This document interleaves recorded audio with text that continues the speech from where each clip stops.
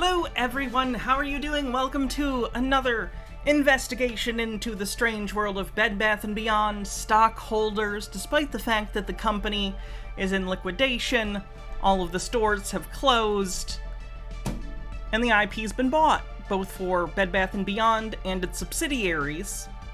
Nevertheless, a continually smaller amount of hodlers are still invested and still believe that they will become rich. I know it's weird.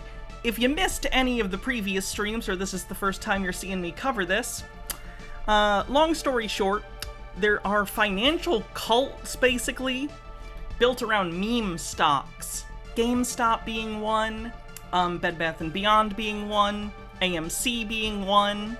HODL is a meme. It originated in the crypto community and was ported over into the meme stock community and their lexicon.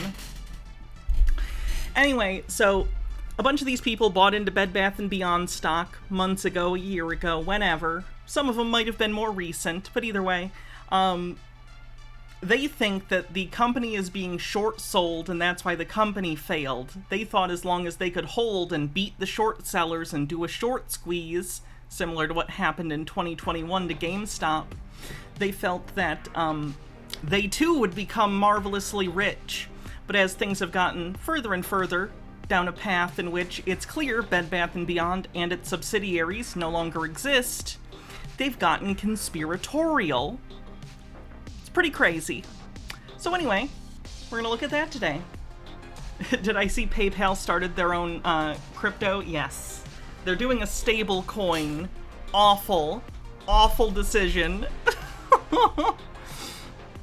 Looks like we started a hype train. Let's see what I missed. Ashy Boo, thanks for 33 months, says, I'm about to adopt a new kitty from my mom and I'm so excited. His name is Pudding and he's a big black blob of lap cat. Ooh, that's so exciting. The Unsightly RF, thanks for 9 months, says 9 months, better go out for some smokes and milk. Don't you put that evil on me. I will provide my half of the stream genetics for the stream, baby, but you gotta raise it. That's in the terms of service. Read it. I'll see you in internet court. This stream baby's name is going to be Ward of the State. Ward of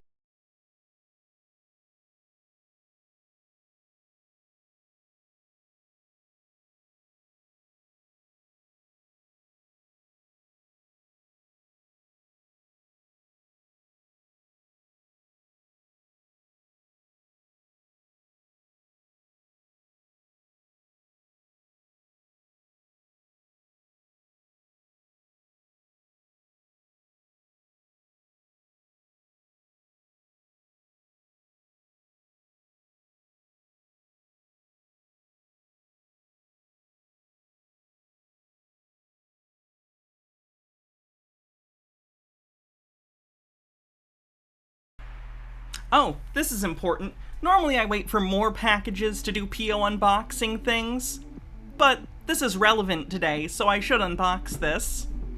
Terradona, thanks for gifting a sub. Have I heard of Curve Finance? I have not. I know I have a box cutter in here that I keep for the unboxings. Haha. Dangerous blade time. Don't do this at home without parental supervision, or at least someone who's, you know, adulty.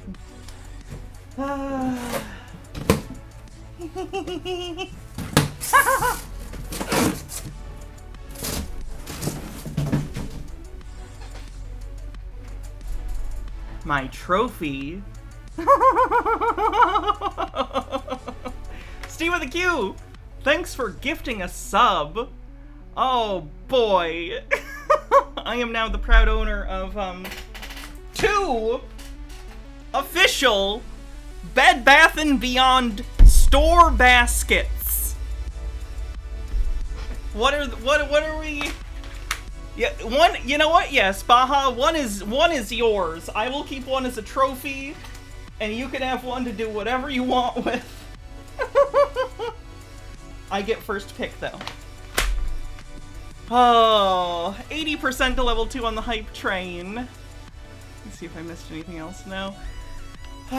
Bumble Homestead says, my cat has been in those, but I knew you weren't allergic. Oh, I'm sure our cats will be interested in the smell then. Thank you very much, though. That's nice. That's nice. Oh, okay, let's see. Which one's gonna be mine and which one's gonna be for the cats?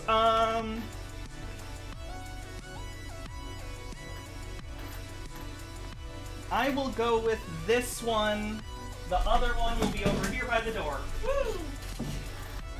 Baja, don't trip if you come in. The other basket's by the door. There was one more package, too, which I figure I'll just open now, too, because I did the other one. And it is...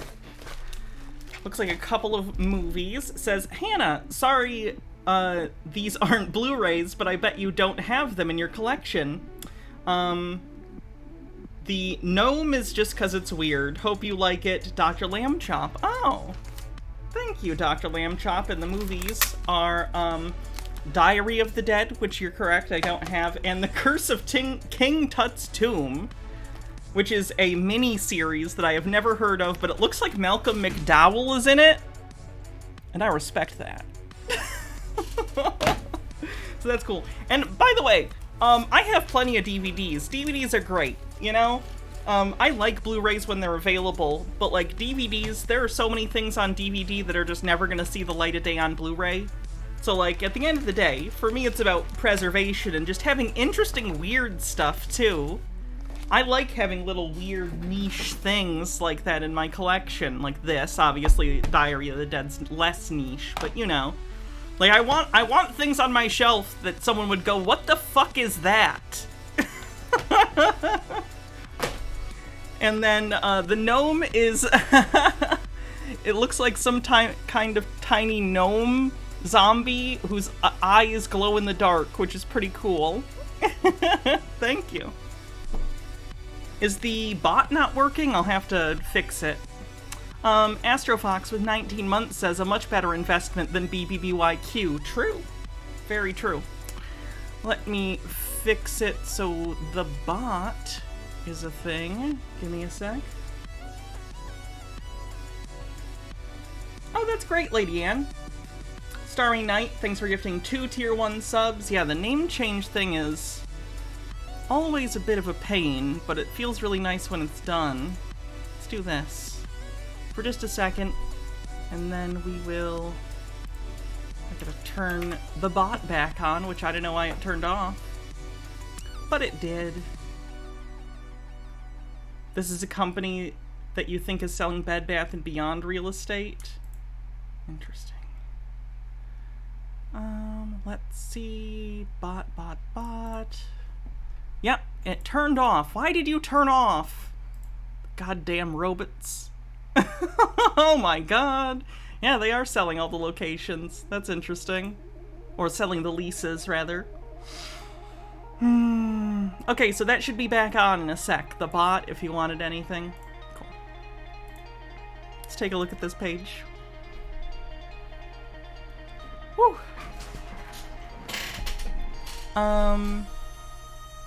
Let's see, Bed Bath & Beyond, Bye Bye Baby, leases located nationwide. Stores range from 18,000 to 92,000 square feet. Leases located nationwide. Our client success is non-negotiable. It's a bit of a vacuous statement, but sure, whatever, fine. That's fun. We should all chip in together, chat. We should all chip in, and by chip in, I mean we need to get Vast Lunacy and Nemesaur Kolboth and the other apparently rich people in chat who gift subs regularly. We all need to get together and buy a former Bed Bath & Beyond location, and we'll turn it into almost like some sort of like religious site, a holy site. Kind of like at Mecca, you know? Once a year, the BBBY holders will come to our fake Bed Bath & Beyond store. We'll set it up to look just like a Bed Bath & Beyond store, but it's like holy, right? And they'll pay us for entry, and we'll all get rich. This is a better business plan than Bed Bath & Beyond's actual business plan, by the way. 61% to level 3 with a minute left. Consecrated to Paul? Secretly, yes, but we won't tell them that. That's our little secret. That you have to become a 33rd level Stana in order to learn the secret of the Bed Bath & Beyond Church. Marcus Drake says it sounds like you want to found a cargo cult. They did most of the work for me, basically. Why not? That's a business opportunity. And in this economy, that's what you need to do. We're in a grift economy. You gotta get on board, apparently. That is a joke. Don't grift people. Bubble Homestead says, are the clergy still called associates? Yes. Yes. The coupons are holy text. The coupons are blessings.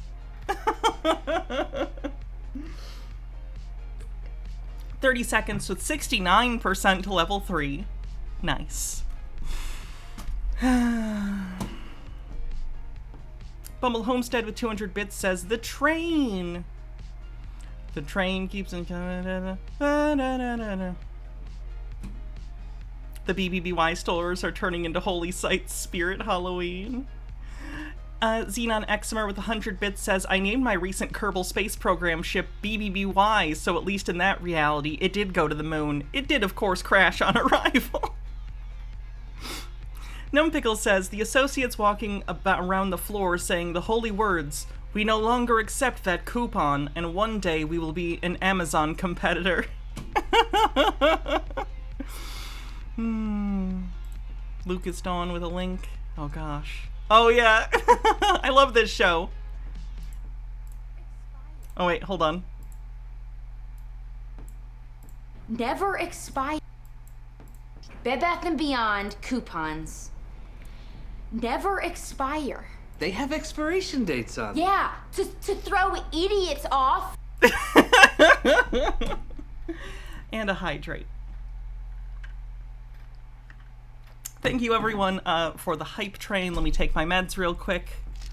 By the way, I came up with a system so I remember, okay? If I'm up here, if I haven't taken them yet, they're on the desk. If I have taken them for the day, I put them in the mug over here. That's the signal to myself so I don't accidentally double dose myself. Which I did once accidentally and was not fun.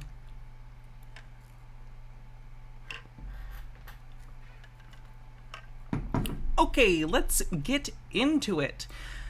Oh, we have a bunch of Bed Bath & Beyond people. Let's start with Kais, shall we? Shall we take a look at what he's been up to? This is him apparently trying to DRS his Bed Bath & Beyond shares or something. Oh gosh, a juggle command. Alright, we will. Thank you for calling Share Owner Services. My name is Donna. Can I start with your name, please? Yes, good morning. My name is Kai Smolesh. Are you calling about your account today? I don't have an account yet, but I have a question. Are you guys in charge of the DRS for Bed Bath & Beyond BBBYQ? Bed Bath & Beyond. Let's see.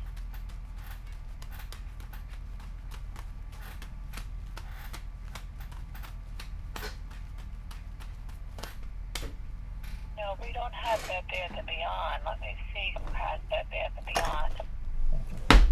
It's always interesting to me when he or any of the other Bed Bath & Beyond people call into like a stock brokerage or whatever, and they just harass the customer service people or ask irrelevant questions. It's interesting. Let me just look.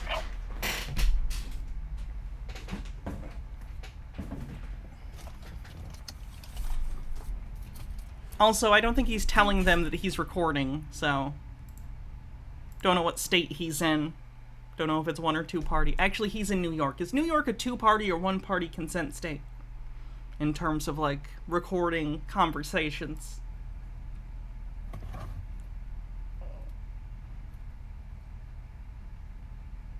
New York is one party? Yes, Okay. AST. I can give you their phone number if you would like. Yes, please. Thank you. 1-800. It's a public number, but I'm still gonna skip. Welcome. Have a good day You now. too. Bye-bye.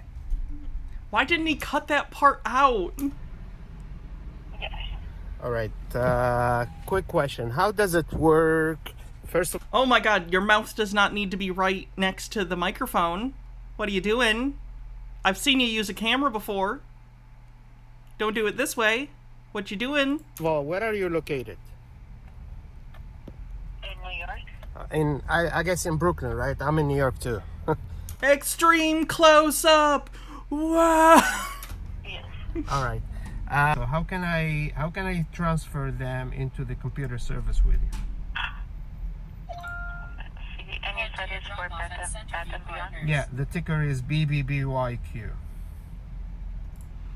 This stock is most likely going to be canceled within a little over a month, because currently I believe the voting date is set for the 1st, which most likely will go through and probably liquidate, cancel out all the shares, as is said in the current agreement that is being voted on.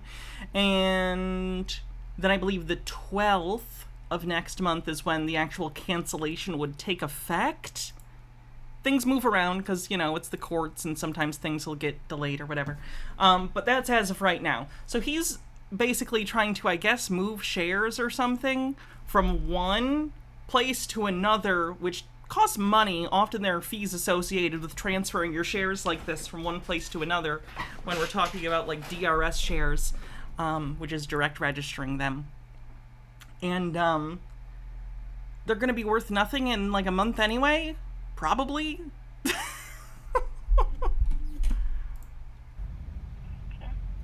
Will they even be able to sell these stocks anymore? No.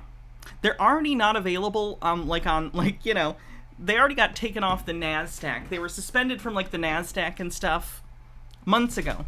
And I think they stopped trading on, like, the German markets, like, this last week. I don't know if Germany has some version of OTC that exists, where it's trading. But anyway, in the United States, currently, the only way to trade it is through OTC, which is over the counter, or, as they're often referred to, penny stocks. They're shady, generally. They are, if regular stocks are a gamble, penny stocks are gambling at an underground mob casino where you know the games are probably rigged, but, like, I don't know, maybe you'll get paid out. So anyway, it's still tradable as of right now over OTC, but on the 12th, if the dates remain what they are, it's possible that the shares will be canceled, even if it's not on that date. Right now, it's likely. It's basically inevitable. I'm couching this for legal reasons. I'm trying to illustrate the the nature that this is going to happen, but also, like, legally, I don't want to say, like, 100%. But let's say it is virtually inevitable. It is my opinion that it is virtually inevitable based on the court documents that have been released that say this is going to happen if this plan is voted on in the affirmative. Then they're getting wiped out and they won't be able to trade or buy or anything. The stocks will be nothing. They basically evaporate into thin air. They don't exist. Okay, so they could DRS your shares over to us. Yeah. I'm kind of upset that Rockstar has been so fucking lazy. Someone was posting about Red Dead being released on modern consoles and the Switch. If you played, like, the San Andreas remake, oh my god, terrible. Absolutely terrible. The Red Dead one's probably going to be bad. It just seems like a port. I don't think they've done anything to it, even though they already recreated the entire map, basically. Or almost the entire map except for Mexico in Red Dead 2. I can't imagine it would be, again, I know it would cost money, but Rockstar and Take-Two have all the money from Grand Theft Auto Online, but they're not putting in the money to actually do a proper remaster. Like, why? Why? Anyway.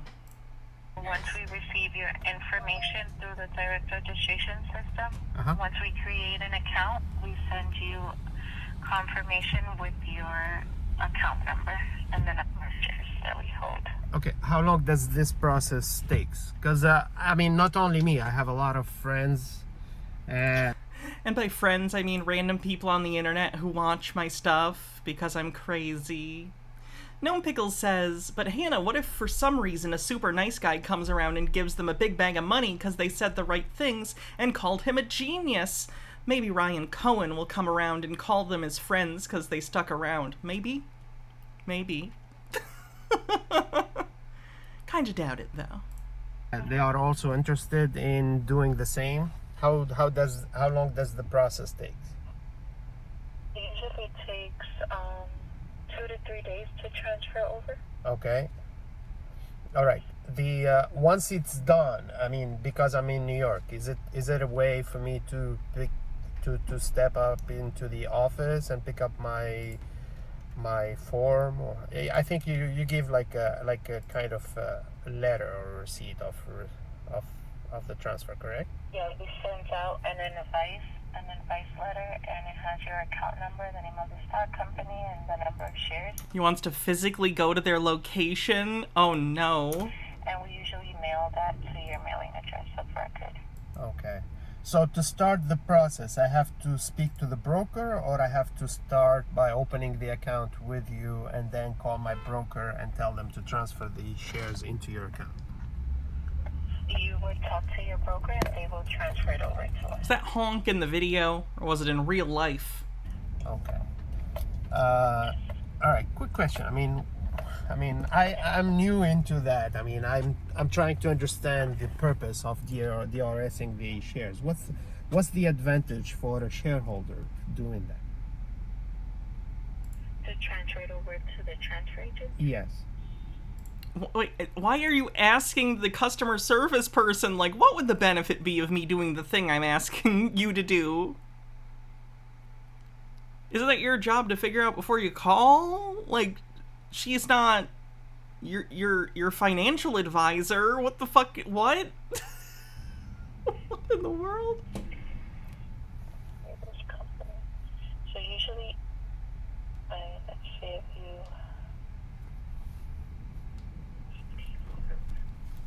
So we do sell for the company. Okay, so you are able to either sell your shares with us if you're looking to sell the shares in the future. Able to view your account on our website, check your checks on our website. You're able to retitle your account as well with us. Okay. And He's kind of got, like, crazy eyes. see, do they have a plan? And also, if you were looking to reinvest, this company does have a reinvestment plan. Okay. In case at a certain time, let's say after month, 2 months, 3 months, I decide the price goes up for the stock. Am I able to sell them through you, or at that moment they have to be retransferred to a broker? It's interesting to me. I kind of feel like he should have learned all this before he got into investing. Feels like maybe now's the wrong time to be asking questions to the person you're talking to on the phone. Just a thought. Anyway, let's look at someone else. Ooh, this one will be fun. I don't know if we've covered this guy before on stream. Cohen buys all the stocks. January 18th tweet. Now we know somebody else made that. This is from 4 days ago, by the way. It's a Twitter post. That meme. Cohen posted it though. It said 407 on it. 4.07. Like a date, like January, February, March, April 7th, or you could view it at $4.07, and you might as well, because he tweeted that within 5 minutes of Bed Bath & Beyond at $4.07. That's fact, Jack. He's basically right now saying, he's trying to tinfoil. He's trying to say, like, oh my god, Ryan Cohen or someone else that they associate as being associated with this stock for conspiracy reasons. They're saying they tweeted this thing at this specific time. It's a signal. It's not a signal. They're reading tea leaves and tweets. And, I could trace it back on the trading view back to 4 minutes. At the time, I think it was even within the same minute, to be honest with you. Somebody said that they screenshotted that. That's what my memory was of it. My memory of it, to be honest, was actually like within 2.5 minutes. So I can't remember if it was like exactly to the minute, but I mean, come on. Someone tweeted a thing within, like, I don't know, 2 or 3 minutes of a thing. They must be related, right? All things tweeted within 2 or 3 minutes of each other are related, right? That's how that works. Come on. And then, if you want some additional stuff, what's the next date related to Ryan Cohen in January 19th? Sorry, I just took out the gnome that I was sent. The zombie gnome. That's a lovely zombie gnome right there. I think that's gonna go up here. Months later, we saw that he was on the interested party list. This is tangential to the theory, but also worth noting. He was on the interested party list because he's involved in a lawsuit related to Bed Bath & Beyond stock. Interested party doesn't mean they are, quote, interested in buying the company. Interest means they have interest in this whole thing. Like, they are involved in some way that requires them to be in the loop on some of this stuff, right? Noting. How many of these guys are losing their houses? I saw one person who sold their car for $7,000 and put it all into Bed Bath & Beyond stock, and also got their family to invest. I saw someone else talk about selling their house. I saw another person talk about remortgaging. I've seen some stuff. I've seen some people in financial hardship because of this conspiracy stuff. It sucks. On the interested party list, which is small compared to the big list of creditors and all this other stuff. Cerberus Capital is on there, which, in April 2022, a news article came out that they were interested in buying Baby. And that small... Okay, but then they didn't, though. And we know that because it's the present. Talking about what was said in the past, people's speculations about what was going to happen in the future, now in the present, when that future event is now in the past... You can verify whether or not what was predicted in the past was going to happen. And in this case, it did not. So you can say, oh, it seems like it was reported that they were interested at one point, but they never did buy it. And we know that Dream On Me bought the IP for $15.5 million. So why are you bringing this? It's old speculation. Why are you even bringing it up? It was proven wrong. What are we doing here? Interested party list of about 10 people. That's been adjusted throughout the documents and the docket. His lawsuit's still ongoing to this day. The judge just recently, in the last week or so, actually, because part of the accusations in this lawsuit are that Ryan Cohen basically pump and dumped Bed Bath & Beyond. Again, these are allegations within the legal context. And the judge just the other day, because one of the messages involved an emoji, the judge ruled on a motion and basically said, yes, your emojis can be considered communication that can be considered in this matter.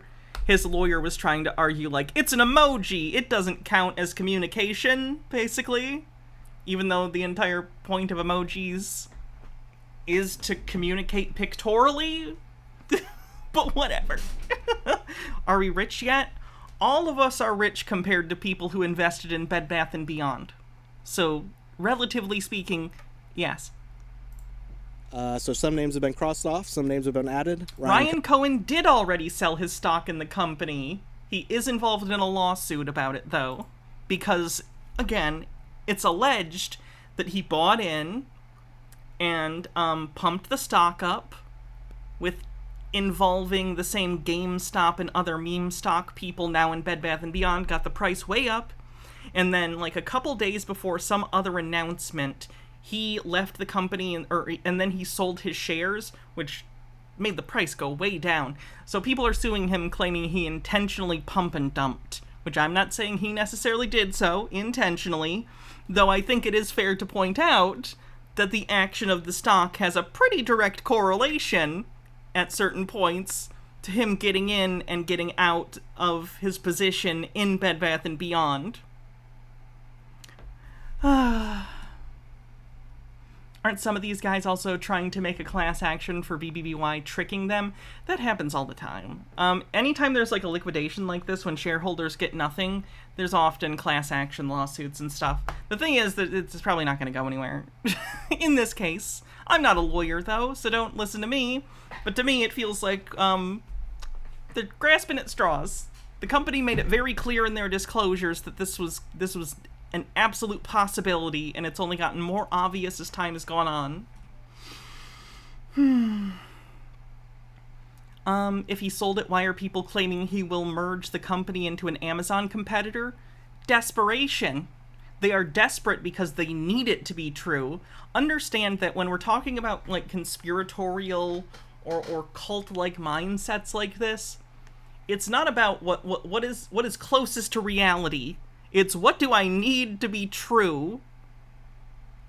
In this case, they need it to be true that Ryan's going to do that because there's really no other path to anyone making money or even getting their money back that they put in. Like at this point, I think it's a foregone conclusion anyway, in my opinion. I think they're all beyond fucked and have been for a while. They just don't realize it. Hydrate. It's a little bit like in a Looney Tunes cartoon when Wile E. Coyote runs off a cliff, but he's suspended there until he looks down and then he falls. They're kind of in that in that space where they're kind of hovering there before they look down and go, oh my god, the stock's been canceled. That's a decent comparison. Cohen stays on there each and every time, folks. Okay. So that's one, is that that tweet, and I'll tie in what I think about these tweets in total. Basically, it's a reputation play, and I'll go into that, okay? So, the other big one was Pulte kindly stopping by my tinfoil sub. Now, my sub was small. A lot of people didn't even know about it by the time, Bed Bath had 60,000 members. This was like 2 months ago. He has his own subreddit just for his own weird stuff. That's kind of fun. Dr. Worm, thanks for 28 months, says they'll just have a really big Beyond section. We're either entering Chapter 11 or we were in Chapter 11. I have to check the dates. But the fact of the matter is, it's not equivalent to him visiting an AMC sub, because this guy is entering a sub of a company that's in frickin' Chapter 11. Do you really think this guy would risk his reputation and basically, without saying it, right? He's not saying it. He didn't say anything. You are reading so much into this. And when somebody made a comment like, if this guy's saying the tinfoil is real, I'm going to lose my shit, to that, paraphrasing that, and then Pulte give him the eyeballs again. Oh my god, Pulte does not give a shit about you. He's a third-generation millionaire asshole. And genuine, this is just my opinion. I've heard he's litigious. All of this is my opinion.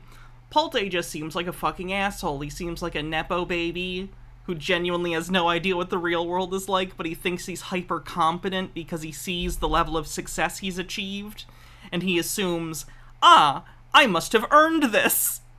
Even though, he was born into a wealthy family, third generation. And then he got ousted from his own family's company for reasons which we're not going to talk about because he's sued people before for some of the allegations. So I won't. Dr. Gamble says Bed Bath and Into the Great Beyond. Come on. That's a reputation thing. And you could say, well, this is a small group of people that... How does a store like Bath and Body Works stay in business by selling just candles and soap? Are they even doing well? I know a lot of companies have struggled over the past few years. Stores that specialize like that, unless it's like a boutique store with decent margins, these big box category killers have been going out of style. That's why you've seen GameStop and Bed Bath & Beyond get in trouble. Best Buy is also having issues, so they're trying to move to appliances and other big ticket items that they get decent now I'm blanking on the word. They get a decent amount of profit from. I don't know how well that'll work for them, but we also saw this with Toys R Us. It's happening to a lot of stores. Let's see.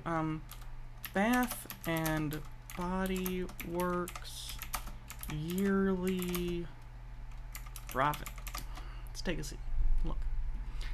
Bath and Body Works net income for 12 months ending on April 30th, 2023 was $726 million, a 40% decline year over year. So it looks like they are in decline, but currently they're still profitable. But I imagine, like a lot of companies like this, the profitability will probably get lower and lower as time goes on. And they'll be in a similar situation. I don't know, though. I'm not, like, thoroughly abreast of Bath & Body Works' like, business model. But if they function similarly to a lot of these specialty stores that are franchises, I can't imagine in another 20 years it's going to be a brick-and-mortar store. They'll probably still exist as a brand. Whether it's owned by the same company is a different story, but... aware of that situation, so his reputation could survive that and everything, but I kind of look... You thought Toys R Us was killed by new owners transferring all the toxic debts to the company, killing it. It certainly hastened the death. That's definitely true. I think it was inevitable, though, and the reason they were able to come in and buy it relatively cheaply through the leveraged buyout was because they were already in trouble. But, yeah, for sure, I think they would have gone out of business either way, but it was certainly hastened by the sort of vulture capitalist investment style that was going on there. Look at it. Like what NoPi showed you in some of his videos, how, I got a brain implant from Elon, the AI, and it ran the numbers. Basically, it would spread like a... Elon humor. I love that. Virus and the information, and over time. The only Elon jokes that are okay are the ones that recognize that Elon Musk is an idiot. Their reputation would degrade enough to where it would cost them more money for them not to have this in the bag than have it in the bag. So if you think about it as like just the value customer, right? Like the amount that each of us have. Like we're like what? 60,000 people in the sub. If we own millions and millions of dollars of shares. That could affect our purchasing of whatever company, whatever ventures they do coming forth. We know that a lot of GameStop holders are involved in this too, right? I mean, it's over 50% probably. Again, he's tinfoiling. He's tinfoiling here. I'm trying to do my best to interpret because I understand some of this might be a little hard to follow for someone who hasn't been listening to these people for a while and isn't aware of, like, the lore and stuff. Basically, right now, he's trying to say, like, no, there's still value in the company. Look, all these other people are involved. The subreddit has so many followers, and, GameStop people are involved. Like, there's just no way they'll let this die. That's basically what he's saying. Hogarth says, if I put all my essential oils in my aromatherapy vaporizer, do you think it'll take care of all my problems? I don't. I think that'll hurt your lungs. I've had those before, though. I like oils for, like, scents. Those are nice. Like, the oil vaporizers, just for, like, scents, are really nice. As long as it's not, like, homeopathy bullshit, you know. Naturopathic, whatever. But it can be very relaxing and calming, and I like humidifiers anyway. I'm very dry, generally, as a person, so... It's good to get some of the moisture inside me, you know? Easily over 50%. Despite, the nixing, don't say that name, in the main sub. The interesting thing about Pulte's tweet, too, is he said, don't let his sub get censored like the other subs, not like Superstonk. Maybe he was being ironic there, and he was actually talking about Super... 1 second, chat. Sorry. Oh, there's a hydrate anyway. I think I am straining my voice a little right now, so during this hydrate, I'm also gonna do some voice stretches, so I'm gonna mute the mic. But I'll keep playing the video until a point where I need to pause it. Superstonk, and it totally went over my head. I don't know, but I digress. So that's 2. So that's the second part. So we have the Cohen buys all the stonk tweets. We have Pulte stopping by my sub, right? Here's part 3. Cohen likes Pulte posting a picture of meme somebody made of Etlin as Layla. And also in that tweet we have the lady in the cart where he tweeted, at least her cart is full and she has rocket thrusters on, right? Etlin. Now, Etlin... Okay, I think that's a little bit better. Anyway, now he seems to be, once again, tinfoiling and trying to connect tweets together of Etlin. Holly Etlin is the executive in charge of the restructuring of Bed Bath & Beyond. The restructuring which has turned into a liquidation, as we now know. Etlin is Layla. That's not going to be a detail that Colin overlooks.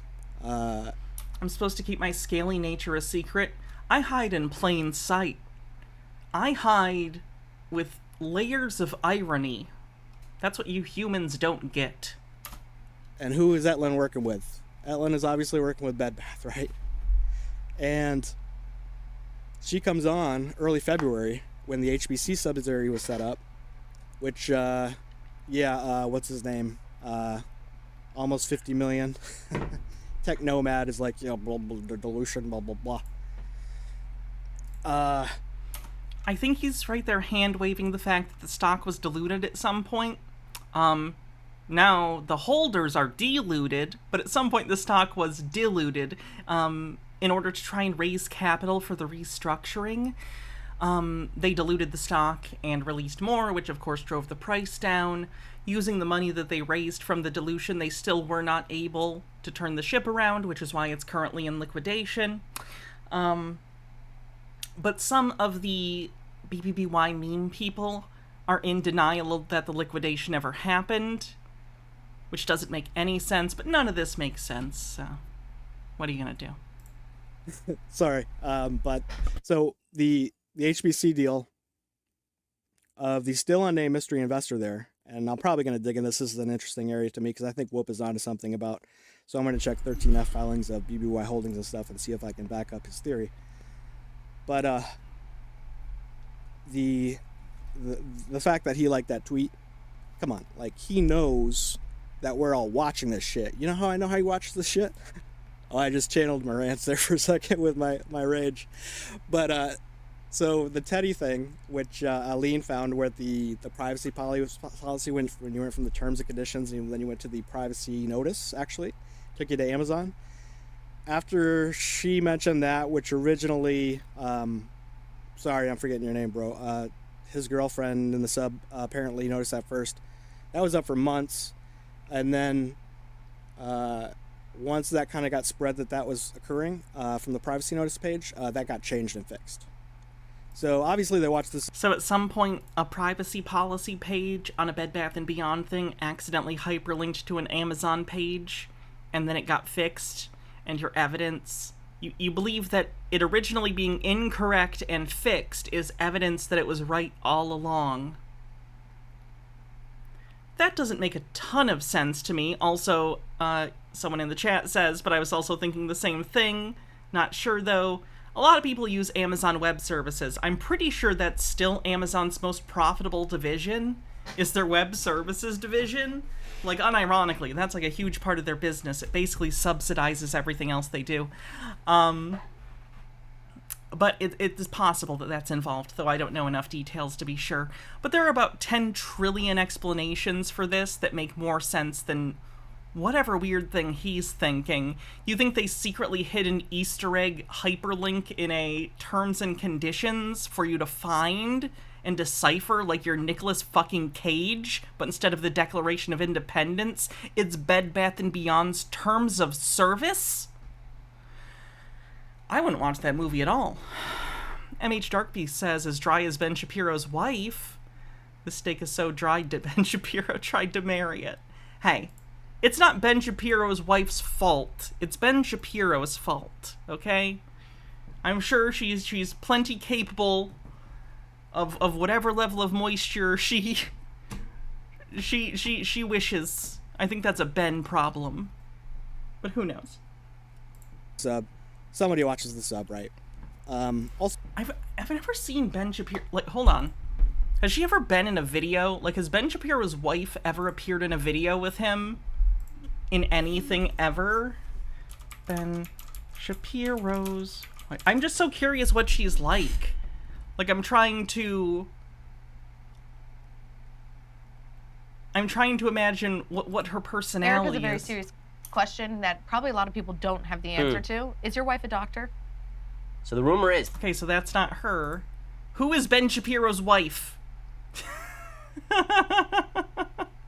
Okay, I guess it's this woman. Maybe she hasn't appeared on video, which I can respect. I respect that she doesn't want to be involved in the public-facing part of what he does, despite the fact that he's a big piece of shit. I do wonder so much, though, what her personality is. Like, she must like him. She must love him. I've never gotten the... I don't know. Like, but I assume she's politically aligned with him? Just weird. Just weird. So I think to say that, like, GameStop NFT and GameStop, that they're not meticulous in what is actually posted up there. The situation with the Bud Light thing, not to get political. Oh, God! Oh, no! Ah! Not to get political, but I'm still triggered about one ad from Instagram months ago. I don't mean to get political, but I do mean to get incredibly transphobic. Oh, no. But that was supposedly made by a lower level of the ad department or whatever. They underestimated the childlike temper tantrum of ignorant rednecks all around the country being orchestrated by people like Ben Shapiro and the Quartering. Numpickle says, the secret is that it is me. I am his wife. By that I mean the mighty insect hive mind. He is prepping the silly ape things into lowering your defenses so we may turn your species into a nutritious paste. That's good. At least I'll be of use as paste. And Cohen specifically said, you know, companies should stay out of politics. So how is he going to say that? That's kind of impossible. Like, just by definition, if you're a company and you're involved in public spaces, since Citizens United, it is basically impossible for companies to do that. I wish that companies couldn't donate to political organizations at all. I think that's psychotic and part of the reason our country's really fucked up. One of the many, many reasons. Oh, but this idea that companies aren't going to get involved in politics, that ship's long past. That ship has long passed. At this point, basically, the best you can hope for is that the companies find it more profitable to be progressive than they do to be exclusive to groups like LGBT individuals and stuff. And if supposedly, you know, somebody at a lower level made that decision, if he's not even in control of what, you know, GameStop NFT and whatever put out there. So the fact that they put out there, and he wouldn't have any objection to that, them putting out a 1-2 switch thing with a horse on the thing exactly at 5 p.m. when the stocking horse bid deadline is due. Oh, now he's talking about the GameStop NFT store. Let me pull this up real quick. This is stupid. GameStop NFT. So I'm sure many of you heard that GameStop some years ago, I think almost exactly like a year and a month, it was recent that it was like the 1-year anniversary of the GameStop NFT marketplace, which is hilarious considering, I don't know if you guys remember the timeline here, but by the time NFTs, I'm sorry, rather, give me one sec. By the time that GameStop had released this NFT store, people were already over NFTs. Like this was not like at the peak of NFT mania when idiot venture capitalists were pouring money into this absolute garbage disposal of an idea. Like, whatever. If it had happened then, maybe you could be like, well, they were following a trend, which is still stupid. Ubisoft did the same thing, but at least they were doing it back then. They're probably still doing it because Ubisoft is also awful, but you know, at least they started when it was trendy and all the VC people were trying to convince you with their pitch packages, oh, we're on the blockchain, we're Web3, so you should give us money. And the people with money are stupid, so they said yes. But anyway, that all happened. The mania happened, the tulip mania happened with NFTs, and then it died out. VC, I think I saw the other day a statistic that showed, like, venture capitalist investment in NFT and Web3 projects is down something like 99% from, like, 2 years ago or something. It's great. Now they're all dealing with either, like machine learning, text and image generators, or Some of them are on this, like, room temperature semiconductor thing now. You know, figuring out if this is real or not. Anyway, the point I'm trying to make is this was a failure before it even began. It didn't release until after the mania was over, and it still exists, and it is embarrassing. So at this point, it feels like the primary audience is meme stock aficionados, and of course you have, your NFT bros, who do still exist, though there are fewer. It's one of the reasons we don't do, like, crypto cringe as often. There's just, frankly, fewer people out there pushing bullshit with it. They still exist, but they're smaller and less interesting. Let me see if I can find the specific NFT collection. Oh my god, is that an NFT collection of, like, anime girls? Fucking hell. I know there's a GameStop collection, if I can find it.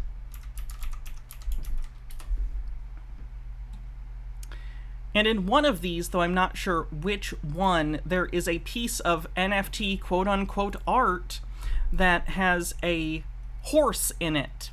And this was posted the same day or around the same time or something as a stalking horse bid was announced for Bed Bath & Beyond. This is a bid that is put in prior to the actual, like, date of the auction. It's basically, there's a discussion about, like, oh, we think we're interested, let's talk about this and stuff. I think it was also had a Switch. So maybe if I look for, like, a Nintendo Switch or something. This one on the right straight up looks like a particular art style that I even though that image is not safe for work. Hold on, give me a sec. Even though this image up here is not safe for work as far as I know, although I do think you can see her feet a little bit, it's making me, no, nope, that shouldn't be on the GameStop website. That doesn't look right. Sorry, terminally online. I can't find the specific one, but I will look. GameStop NFT horse?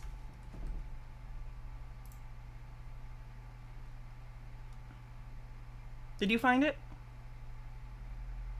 Oh, thank you. Yes, it's part of the G-Merica collection, probably, because they're obsessed with G-Merica. Do any of these have a horse, though? Because they were talking about one with a horse. Though I can use the same thing to illustrate. I can illustrate it either way. They look at these and almost treat them like Q drops, where they'll look for specific things in the image. And, you know, these are NFT digital image bullshit.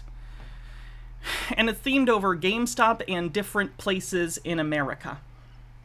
Clock Blockers says it's the you wouldn't last 5 minutes playing this game art style. I just wish there were, I know there are good mobile games. There are, but goddamn, so many of them are just ad Skinner boxes. Like, literally, does anyone else notice that it feels like the entire mobile game market is a giant pyramid scheme ready to collapse because all the ads on mobile games are just ads for other mobile games? Like, I get it, whales are, like, buying stuff, but, like, for every game that gets a bunch of whales and makes money, how many are feeding money for ads into other games that people don't pay any attention to? It feels like it's an entirely artificial market. It's weird. Anyway, that's not what I'm investigating today, though. The point is, they'll look at these images and they'll try and spot things. For instance, here's the one.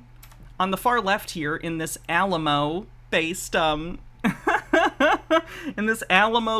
NFT, which is a funny sentence to say, on the far left you can see there's a horse. And this was posted sometime around when the stalking horse bid was announced. So, of course, the reasonable people that these Bed Bath & Beyond conspiracy theorists are, they decided, it's a signal. There's no other reason there would be a horse in this Alamo NFT. They must be signaling to us that Ryan Cohen, who works with GameStop, is going to secretly purchase Bed Bath & Beyond and turn it into a Amazon competitor called G-Merica, which is the name of this NFT collection. It's QAnon level stuff here, folks. But it feels like it's weirder, because QAnon was, like, trying to trick people, right?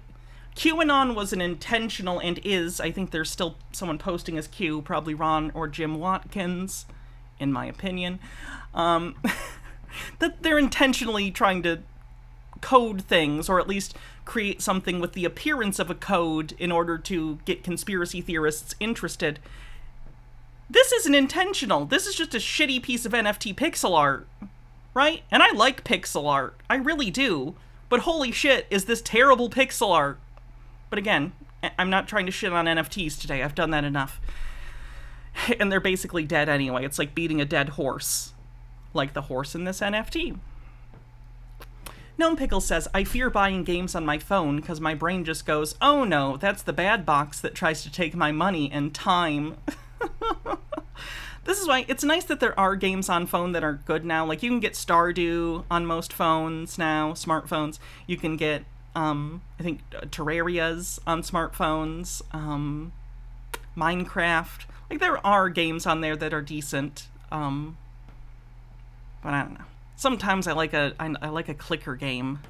Sometimes I like a Skinner box. Makes my brain go burr. Stone Corbell says, I can't wait until multiple countries ban gacha and the mobile game market has to completely reform itself. That would be nice.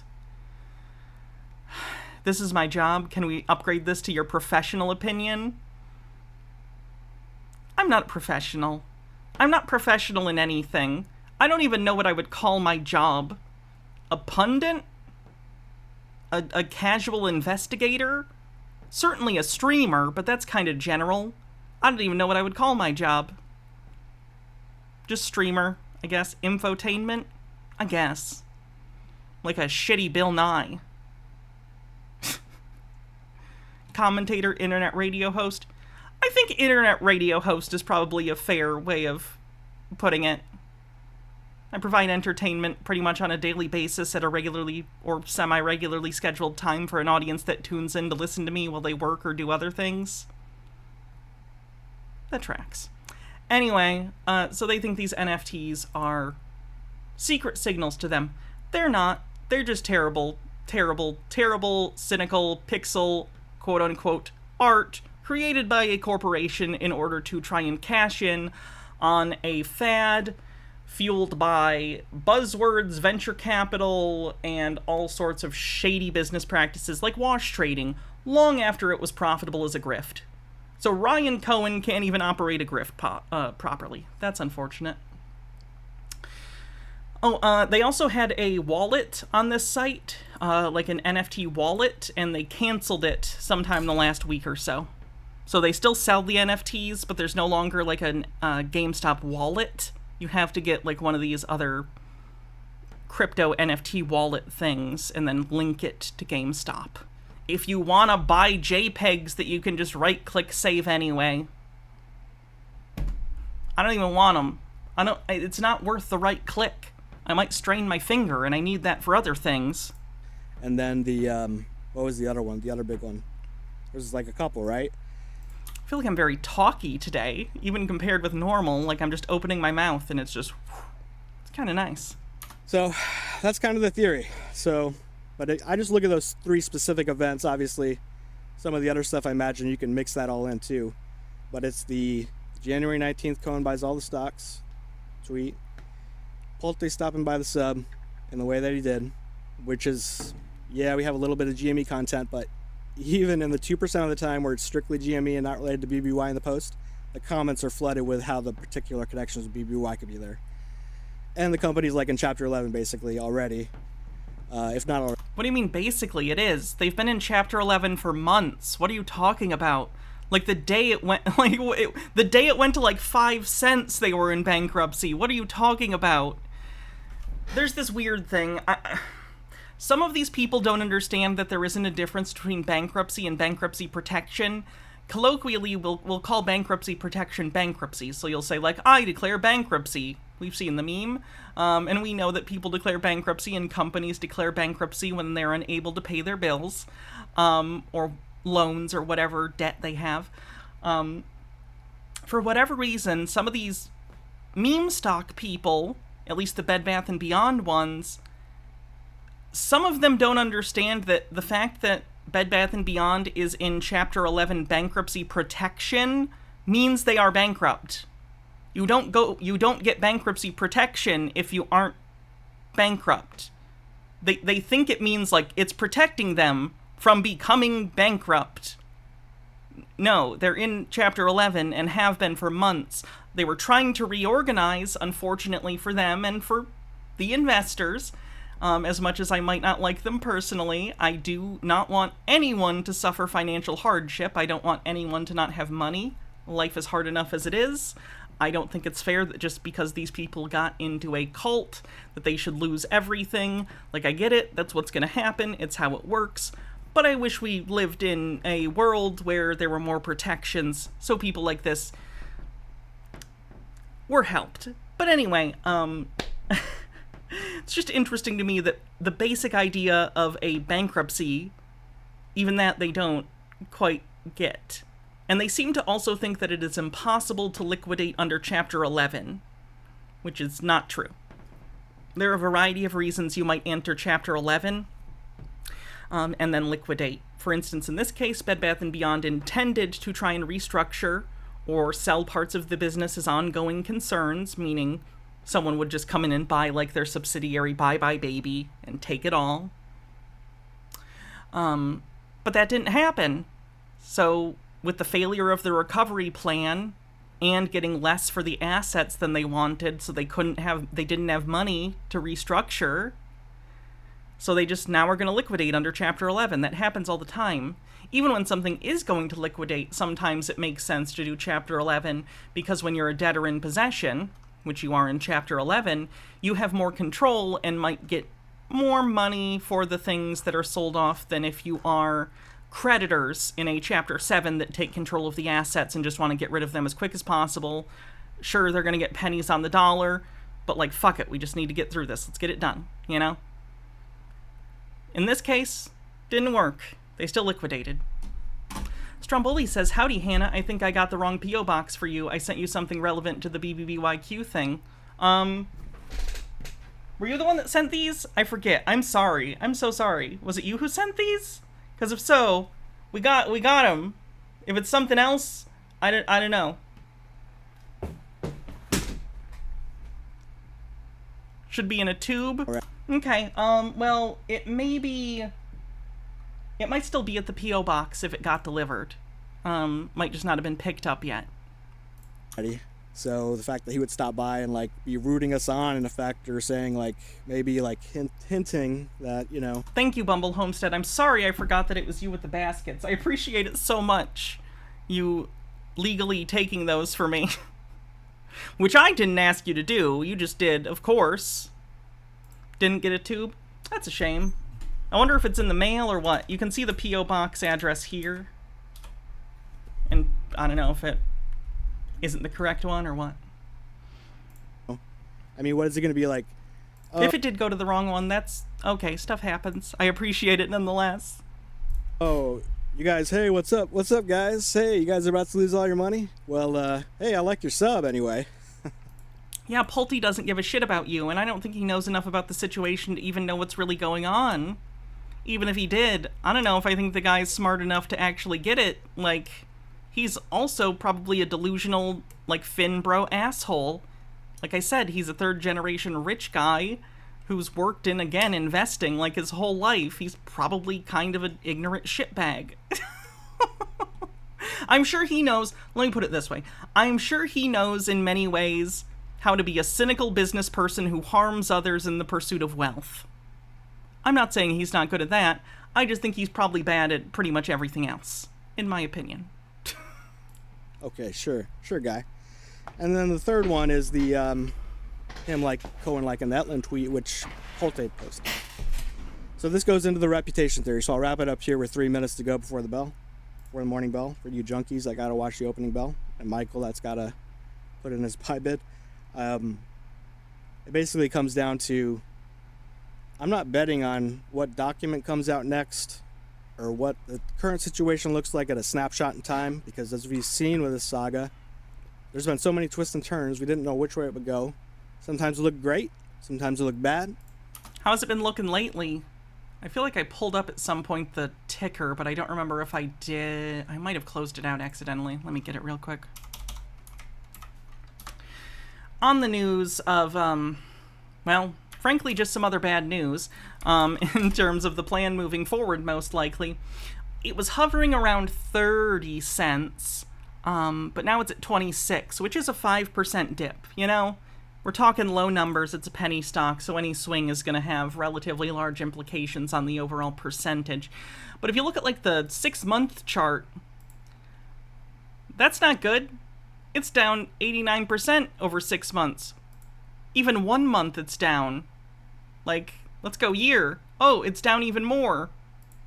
Oh, 5 years? It's down even more, 98%. Max, it's down 75% all time. Like, there's no version of this where you can spin it. You can't spin this to be like, things are going great, it's ups and downs. Not anymore. There hasn't been an up for a very, very long time.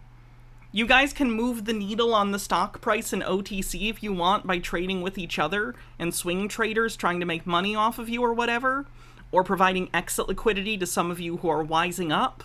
But, like, it doesn't matter. The stock is going to be canceled soon. You know, it gave us some gut checks. We've lost some people along the way, and they've turned... Those were the smarter ones. ...to fudders, or whatever. You left the community, so you're a fudder. FUD, for those who don't know, is like fear, uncertainty, and doubt. And it is often used in communities like this as a thought-stopping mechanism. Cults and cult-like groups. I almost feel like we need... Is there a word for, like, something that's not quite a cult? Like, it doesn't have the connotation necessarily of, like, a hardcore Jonestown-type cult, but nonetheless operates similarly? No, not religion. I'm talking about stuff like this. Not fandom. Sure, pseudo-cult. Let's call it that. Stuff like Bed Bath & Beyond or other meme stocks. I think we see this with QAnon, too. These are, like, pseudo-cults. Pseudo-cults are high control groups, but high control groups are any group of people that have a very strict social understanding and rule set, and those who do not are punished socially or outcast. So that can refer to a wide variety of things. But I think pseudo-cult's good enough for our uses here. There might be an actual term out there, but let's go with pseudo-cult. Pseudo-cults like this operate very similarly to cults in that they block information. Information control is a part of this sort of cultic group, this high control group, in which they don't want you to leave, and you all need to be feeding off each other to fuel the group, right? The groupthink is what sustains it, and they want everyone to remain in the group. So by controlling the flow of information and saying, oh, that person left, oh, don't think about why. Even if they said why they left, don't look at that. That's not real. That's irrelevant. Don't think about it. That's fear, uncertainty, and doubt. That's FUD. By calling something FUD, it basically, within their social circle, is a cue to do not look at this information. It is bullshit. It is against what we already believe as a community, and if you take part in it, you will also be ostracized. Now, I'm not saying they necessarily consciously think of it in this way. I don't think they do necessarily. This kind of thing can happen naturally. But nonetheless, that's the basic mechanism that is happening here. It's pretty fucked. Altered Undying, thanks for 10 months, says, woohoo, 10 months, hello from my vacation in the Netherlands. Well, I hope you're having a good vacation. I'm trying to think of other thought-stopping mechanisms. Like if you were in a cult and the cult leader or the other people in the cult being like, oh, the non-believers, they'll fill your head full of worldly nonsense, you know? Heretic, you know, words like this. Trying to discredit people who might offer a different perspective, even within, like, the number one religion in this country, the Bible, has stuff like that. For instance, verses like, the fool hath said in his heart that there is no God. That gets pulled out a lot. If you make some sort of argument to someone who is religious, Christian in this case, And I'm not talking about being an asshole, I'm talking about just having a discussion. Sometimes you'll make a point, and I've had this happen, where they like, well, the Bible says a fool says in their heart that there is no God. All right, I don't believe in the Bible. That's a thought-stopping mechanism. It's the text you're reading and the group that believes in it telling you, hey, don't listen to other arguments that are outside of this because we're already saying they're a fool. This exists in all sorts of things in society. By no means am I saying this is exclusive to any particular religion or cult or cultic group. It's just something you should look out for. Never disallow yourself from getting new information. I'm not saying you have to agree with the things that you look at. Look at me. Look at the things I look at. I don't agree with the vast majority of the things that I look at here on this show, but it is good to at least consider alternative opinions. Like, sure, when I do the conspiracy show, Tinfoil Tuesday, they're conspiracy theories. So, like, it's always a case where I end up disagreeing with them, but I don't go into them being like, fuck this, this person's the worst, you know? Not necessarily, at least not if it's someone I haven't watched before, you know? I try and go in and actually, even if it's a futile endeavor, try and think, okay, let's be open-minded about this, and it just so happens that because of the things I look at on my show, of course, it's all crazy and I don't agree, but you should never presuppose already, like, hey, I know everything, shut it all down. That's poisonous. That's poisonous to you and the people around you. Make sure you're always considering other points of view. That doesn't mean you need to agree with all points of view. You can absolutely look at them and go, that's ridiculous and awful. But at least look at them. Okay? Dr. Worm says, saying that any temptation to doubt comes from the devil is a perfectly effective one, too. Dealt with that a lot growing up. Yep, true. Overthought with a link? Shun the non-believer! Shun! Shun!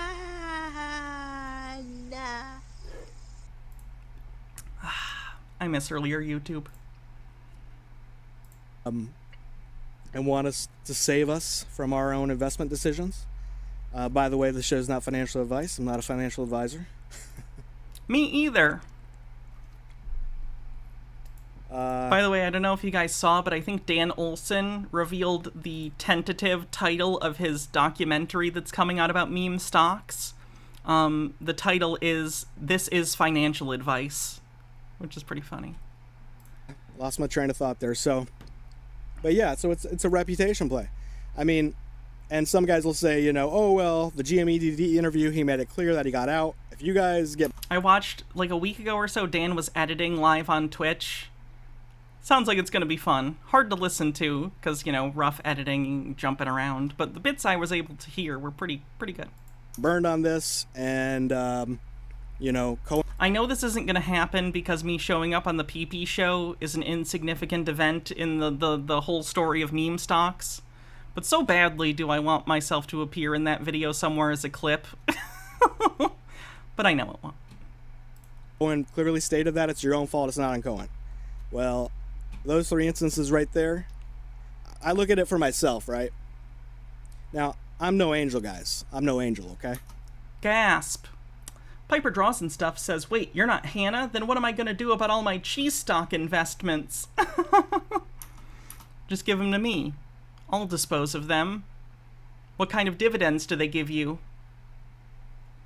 Are they cheese? Are the dividends cheese?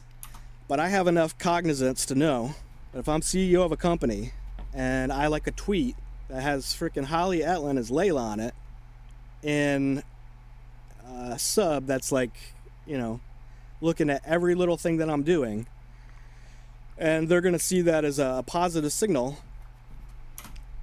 Have you considered that it's not the responsibility of other people on Twitter to police their language in order to stop a group of insane people on the internet from interpreting all the things that they tweet as some sort of secret message in order to convince them to hold stock in an OTC bankrupt former towel and home goods store?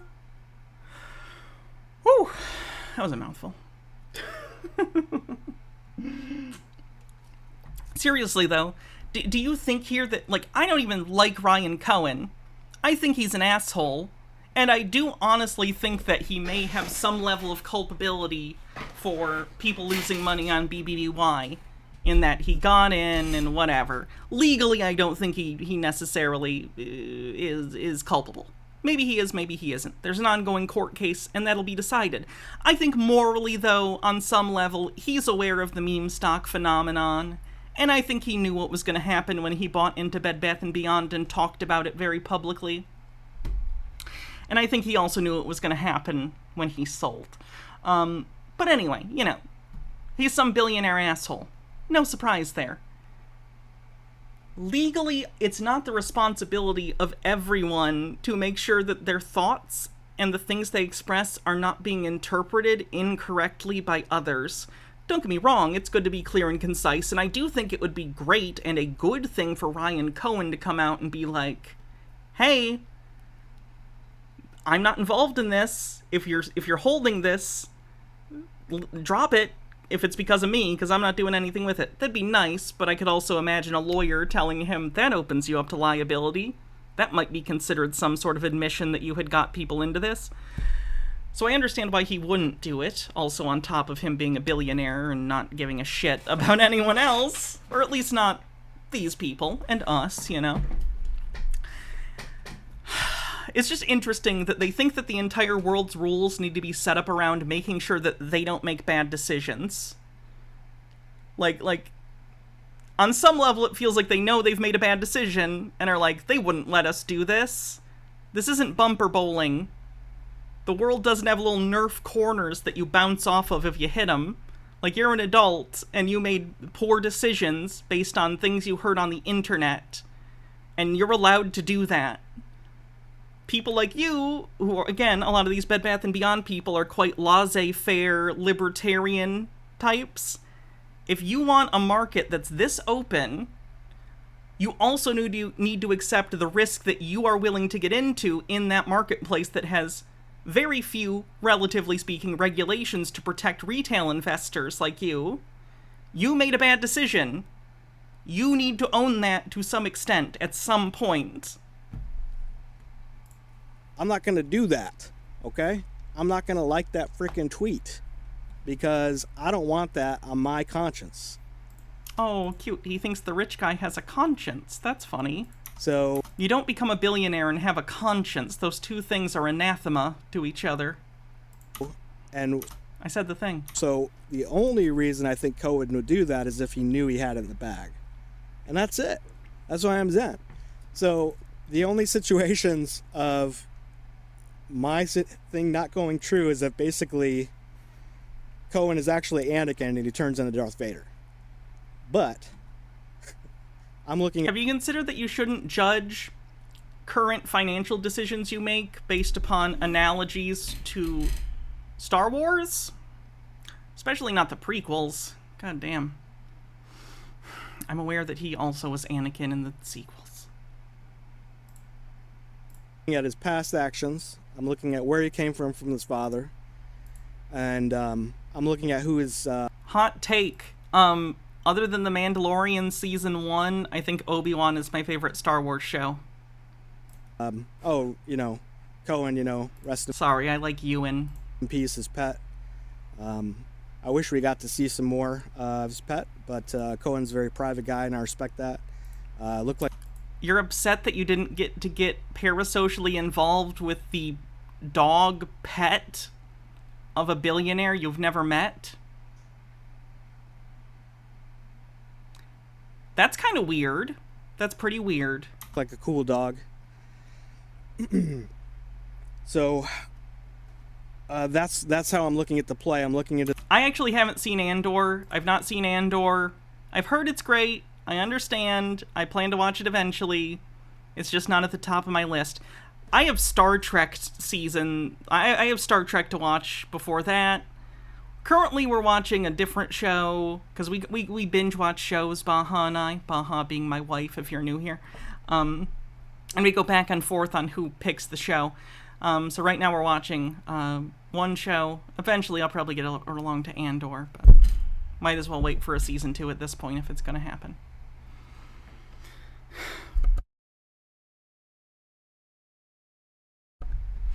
I've not seen any of the Strange New Worlds... Excuse me, new season. Actually, I think I saw the first episode. But no, not the rest of it. Mike Mack says, imagine believing that a rich person is wanting to help you be rich, right? That's not how this works. Marcus Drake says, I once read a criminal filing that had an extended analogy about how the defendant was Luke and the state made him sound like Vader, and it came with pictures. The judge was thrilled since he's a massive Star Wars fan. It's close to the Chewbacca defense. His reputation play. And look, the amount of money that I have in this play, at different times, I've been like, you know, I don't want to lose this money. This is a little bit more than I'm, you know, comfortable with. But, you know, I've come to the point to where I think probably because maybe it's informed by how strongly I feel about this reputation thesis. But I'm at the point, you know, to where... So at this point, his thesis is Ryan Cohen has to give me a bunch of money because otherwise I and a bunch of other crazy people on the internet will be disappointed in him. Sir, he doesn't give a shit about you or your little group of meme stock people. Like, you're not that relevant. I've also heard some of these people explain, like, oh, why wouldn't someone buy the store? They have all of us. We're the biggest asset of all, as loyal customers. And it's like, no, it's not. Not at the scale we're talking about. You're not a local boutique store that needs to have loyal followers. They're a giant international conglomerate, right? Like, what? You think you're that relevant, the small group of people who are still holding onto the stock? No. If you were that valuable, the store wouldn't have closed in the first place. Half of you haven't even been to the store, it seems like, based on the comments I've seen. I'm zen about it either way. So if I'm wrong, which I think there's a very small chance I'm being wrong, unlike the people that feel such confidence, supposedly, like above 95%, that their analysis of the documents and everything that are coming out. I am like 99.9. P-Meal with a $10 tip says sunk cost fallacy personified. No kidding. Is for surely painting a bearish picture. I'm so confident that, you know, if I'm wrong on this, I'll take the loss. You know, it'll be more than I was, you know, it would sting a little bit, I guess. How many zeros? I just want to know how many zeros. But you know what? I'm going to trust myself on this. I'm going to trust Cohen on this. I'm investing in Cohen because this is kind of how I view it too. You ever hear the situation? I'm going to catch up with chat in just a minute. Sorry. You ever hear the situation of, like, you know, if this happens, then you won't have to worry about freaking Bitcoin or gold because the world's going to be screwed anyway, right? If Ryan Cohen is involved in this play, then activist investing is dead. And wouldn't Ryan Cohen getting involved be activist investing? Like, you guys literally think that he's going to invest specifically as some sort of secret triple backflip 4D chess against short sellers. So that would be that. That would be him being an activist investor and doing a strategic move in order to hurt other players within the market instead of the fundamentals of the company. And any hope that we have, and this is my opinion, I know a lot of people aren't going to agree with me, or they're going to say Cohen still, you know, has his hands clean. But if he's not involved in this, then in my opinion, activist investing is dead, and the stock market is no place for any place of retail.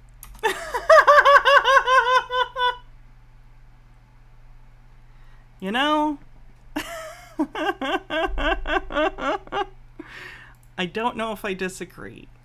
I actually do. As long as the market exists as the way it does, I don't think it's fair for institutions to be able to be involved in retail to not. But I think as a general idea, it's better to involve yourself in, like, mutual funds or something.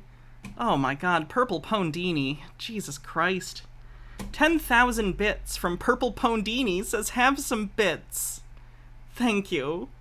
Wow, you have just been killing it lately with the donations. Thank you so much. Whew.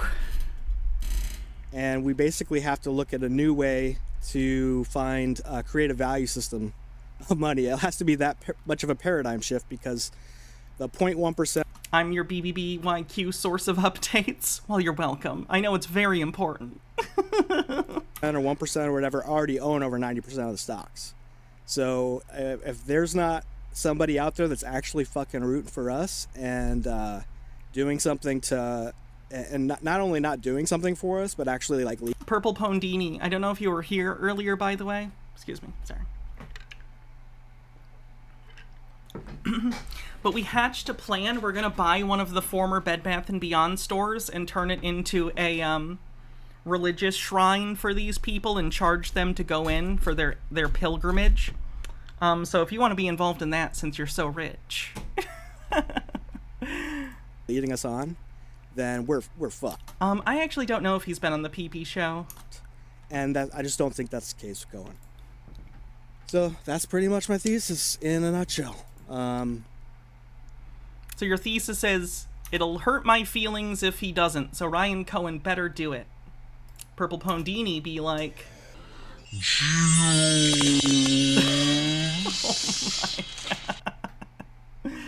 Oh. Bits should come as jewels. And actually, I'm so confident. It would make me feel like a pirate. Confident in this, you guys. And I'm serious about this. You find one of these guys, like Roach, or Marantz, or whatever. Or me. They're so confident in their bear thesis. They go get checked up, make sure their kitty's in a good space. I'll make mine's good. I'll sign a contract that says if I'm wrong, I'll donate a kidney. Does anyone in chat need a kidney really bad? And maybe happens to be the same blood type as this guy? Because there is 100% chance that he will have to give up his kidney, if you agree. Terradona with 100 bits says, we'll see if he follows through, but I doubt he will. Hats off. Piper, what do you want me to wear for the hats off? So let's see if they're willing to put up a kidney. And I'd put up a ball if I could, but that's probably not a thing. If you put up a ball, I'm gonna go all in. Oh. I double your bet, sir. I win either way. Tricorn hat. Alright, let me just find it.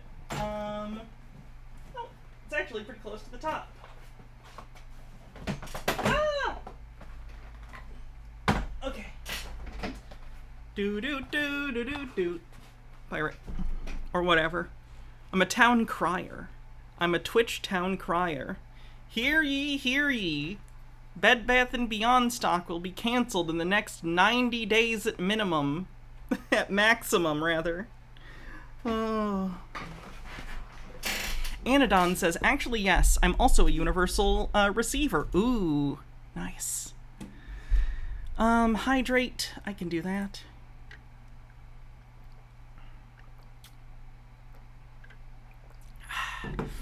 I'm Hancock, at least I'm not Hamilton. Or John Adams. Kingdom Reborn, thanks for 30 months, says, hey, Hannah in chat, thanks for keeping up with the YouTube recast. I'm doing my best with it. I'm trying. So, there you go. So, if you think I'm funning on Cohen, I'm willing to put a fucking kidney up, okay? Okay? Oh, the cool one from Fallout 4. That makes sense. That makes sense.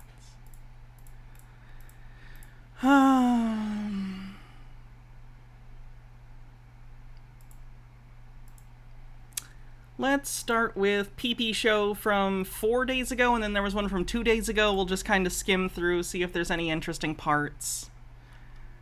Watch our favorite host, grifter guy. But Hannah, when moon? Who can say? I don't speak for the moon. Gnome Pickle says, I'm betting that Cohen is watching this and ordering extra security. If he were to speak out on this, these guys would show up at his house. Potentially true. Potentially true. Hey, what's going on, man? Great to fucking see you guys, man. How the fuck you doing, man? It's great to see you guys. Hopefully it's not too loud, man, for the people who are watching maybe our Euro Apes, man. That's where it's late as fuck. Welcome to the show, man. It's great to fucking see you guys tonight. Has Bed Bath & Beyond been in Europe ever? Because I know it's been in Canada. Has it ever been in Europe? Because I'm imagining someone from Europe never going to a Bed Bath & Beyond in their entire life, but getting involved in the stock because this guy in America told you to. Night. Welcome to the show, man. So before we get into it, there will be a couple changes to the PP show coming in.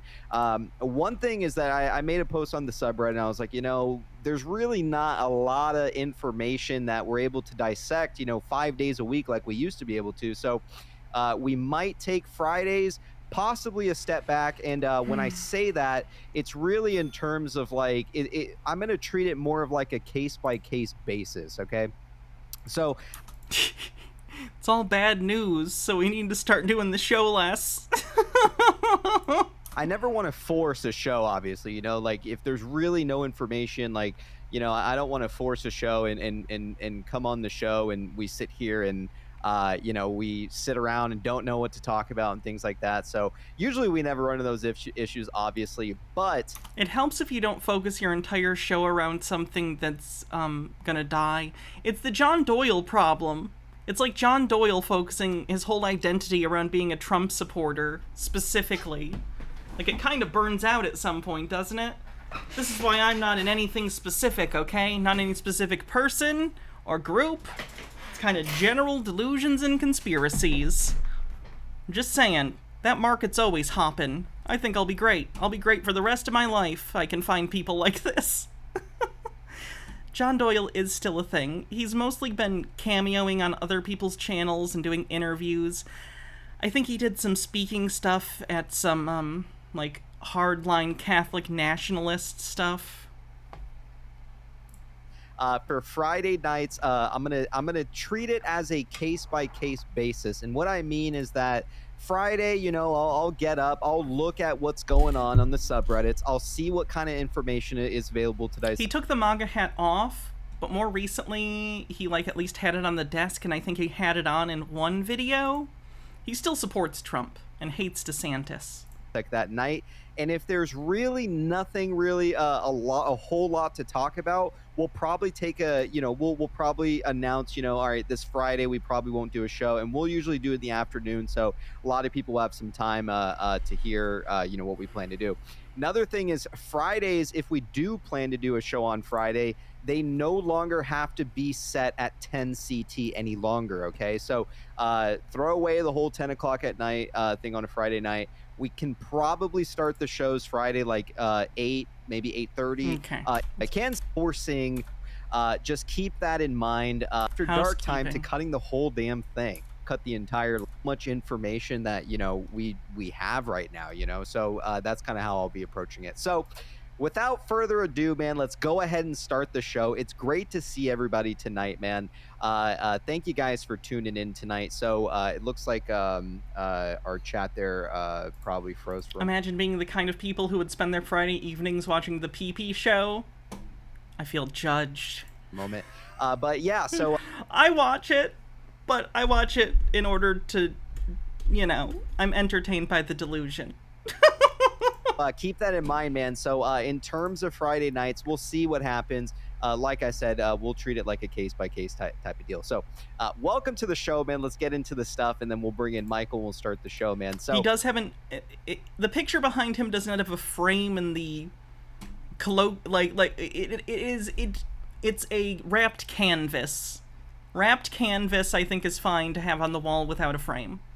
Flat posters, no, needs a frame.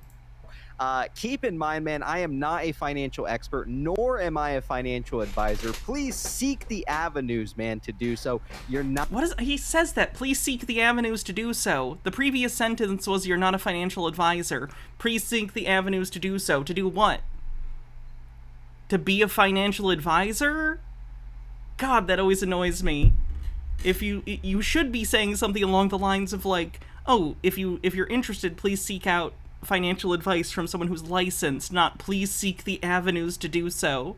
It's a weird pet peeve, and it means nothing. I'm not even using this as an ad hoc. This is nothing against, like, the arguments that he makes, because the arguments are bad, and that's why they're bad. It has nothing to do with this, but it does annoy me. It does annoy me. It's like it's become a catchphrase, and it annoys me so much. It's like when people say, like, I could care less. Don't say that. You couldn't care less. If you could care less, it means you care at least a little. You couldn't care less, meaning you care the minimum amount. Miss Quilanius, thanks for 25 months, says, 1 if by land, 2 if by sea, but how many if by meme stocks? Marcus Drake says, ironically, you just called it ad hoc instead of ad hom. I'm genius. I'm a genius. Not going to find it here, all right? A lot of this is opinion, a lot of this is speculation, and a whole bunch of it, man, is fucking entertainment if you haven't guessed it already. We like getting together, we like talking about the stock. Bring Michael in. If you say, man, hi, man, all right? So there's really all there is to it. So keep in mind, nobody here is a professional, and no, you will not find financial advice here. So let's go. Great to see you. Michael, how you doing, man? Great to see you tonight. Great to see you. I'm doing great. Cool. Man, I haven't said this, but I really like your whole new intro, like of the show. My intro, but also like your intro. It's just yeah. fire, so. Right on, man. Yeah, I always change them. You know, like they're always evolving. So sometimes I'm just sitting there, you know, nothing to do during the afternoon. Like, you know what? I'll just kind of change some things around and edit the intro. So. Glad to hear the feedback, man. Yeah, and sometimes we'll throw copyrighted music on too, you know, but I just get worried with YouTube, you know, because they send me like, you know, they send me notices. They're like, hey, you're playing copyright, and sometimes there's issues with the stream. So cut it out then, or don't stream primarily on YouTube. Like, this is why, like, if I do something on Twitch, then on YouTube, before it goes live, I'll take it out. That's the point. YouTube lets you do that, and they don't give you strikes for that. You know, I play the copyright as much as I can. I like actual music too, like everyone else. But sometimes we're confined to what we can do with the show. So, welcome to the show, Michael. It's great to see you, man. Hope you've been well. Yeah, man. We have a couple things to get into tonight. There is one specific post that I did want to get into before we jump straight into it. But I tuned into your live show earlier today, man, and you had some interesting stuff you were talking about. I like the diagrams and the stuff you were covering, man. So I would love to get. Michael is doing straight up conspiracy stuff on his channel too. I think I told you guys, but he was trying to interpret the color of certain He was trying to say that the color of certain socks in the Teddy Children's book that we've looked at, which was written by Ryan Cohen, he said that the socks were like a signal about different companies. Like there was a blue and yellow sock that he was saying was related to like Best Buy, and there was another one that he said was Bye Bye Baby, etc., etc. It's tinfoil nonsense, basically. Into some of that stuff today too. Okay, yeah. I mean, it's like, it's been interesting, you know, to get kind of, I felt sort of blindsided, but it wasn't necessarily that. Isn't it a sign of mental illness looking for patterns where there are none? It can be, but it also exhibits in, how do I put this? You don't have to be like actually mentally ill to fall into cults that operate illogically, right? So there are people in this thing that I do probably think have issues. I don't think PP or Michael are necessarily that. Paranoia and desperation can cause you to start operating in irrational manners and really makes your pattern seeking go through the roof. So, like, paranoia does that, and it doesn't have to be caused necessarily by, like, a mental disorder. It can just be a very specific series of events and contexts. Like, these people have put themselves in a situation where they've now self-deluded. So are they deluded? Yeah, I would argue so, in my completely layperson opinion, yeah, colloquially I'd say they've lost the plot, you know? But do I think they have anything diagnosable? Probably not. But again, I'm just some rando. I just think that they're engaging in delusional thought patterns. I'm not saying it's like pathological in any way. Not that I'd be qualified to make that assessment in the first place. I was questioning the thesis. It was like really weird, in the court hearing, and the judge was confused too. So I didn't feel like I was totally off. I mean, I'm definitely not an expert. Yeah. But as I've been, each time they bring up a term, especially if it's capitalized, that's like something that, say like, oh man, anyway, like if it has a term that's capitalized just in the middle of a sentence, like obviously it has a real definition. So as right.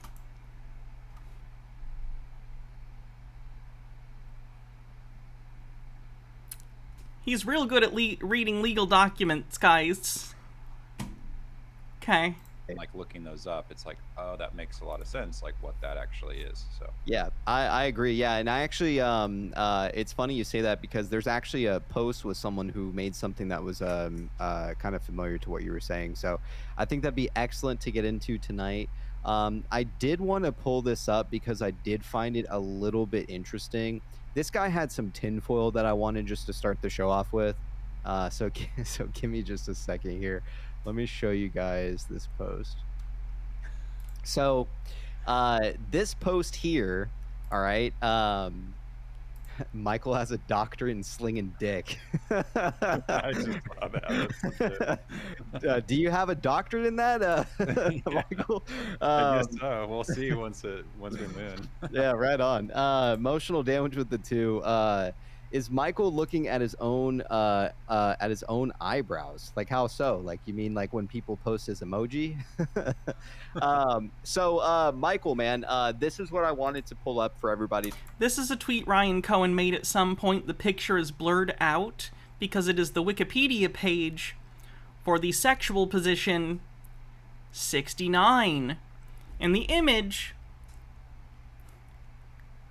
is an illustration from Wikipedia illustrating said position. So that's why it's blurred. But this is a tweet that Ryan Cohen made. It says, "Why waste money on college when Wikipedia is free?" And then, of course, he posts the 69 Wikipedia page. Ryan Cohen just wants to be a meme shit poster like Elon Musk and get other losers to like him. And these people have interpreted his shit posts as if they are sacred doctrine. They believe that this is part of the secret code about the stock that they're invested in, is this billionaire making a bad joke about a Wikipedia page about the sex position 69.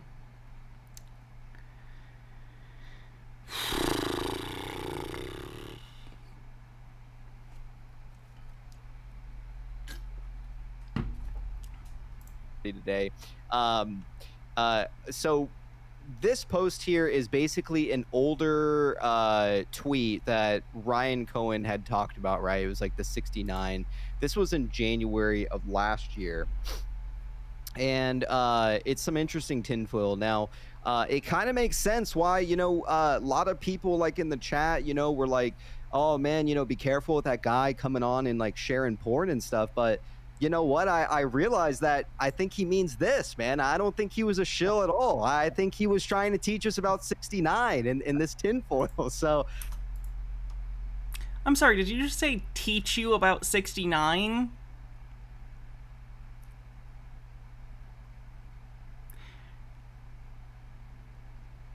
The implication being you didn't before. Alright. Another thing I know more about than him? I think this is the same guy, Randy, who made this post, so it might be worth reading and checking out. Fat Donnie with... It's literally in Bill and Ted's Excellent Adventure. That's how I... Oh, no, I can't tell you. If I already ruined it. It was going to be my code. If I ever... I know this is a joke I've thought of. This is not real. I don't think this is real. This is a joke. If I ever met a duplicate of me and had to prove that they were me from the future, the code word would be, what number am I thinking of?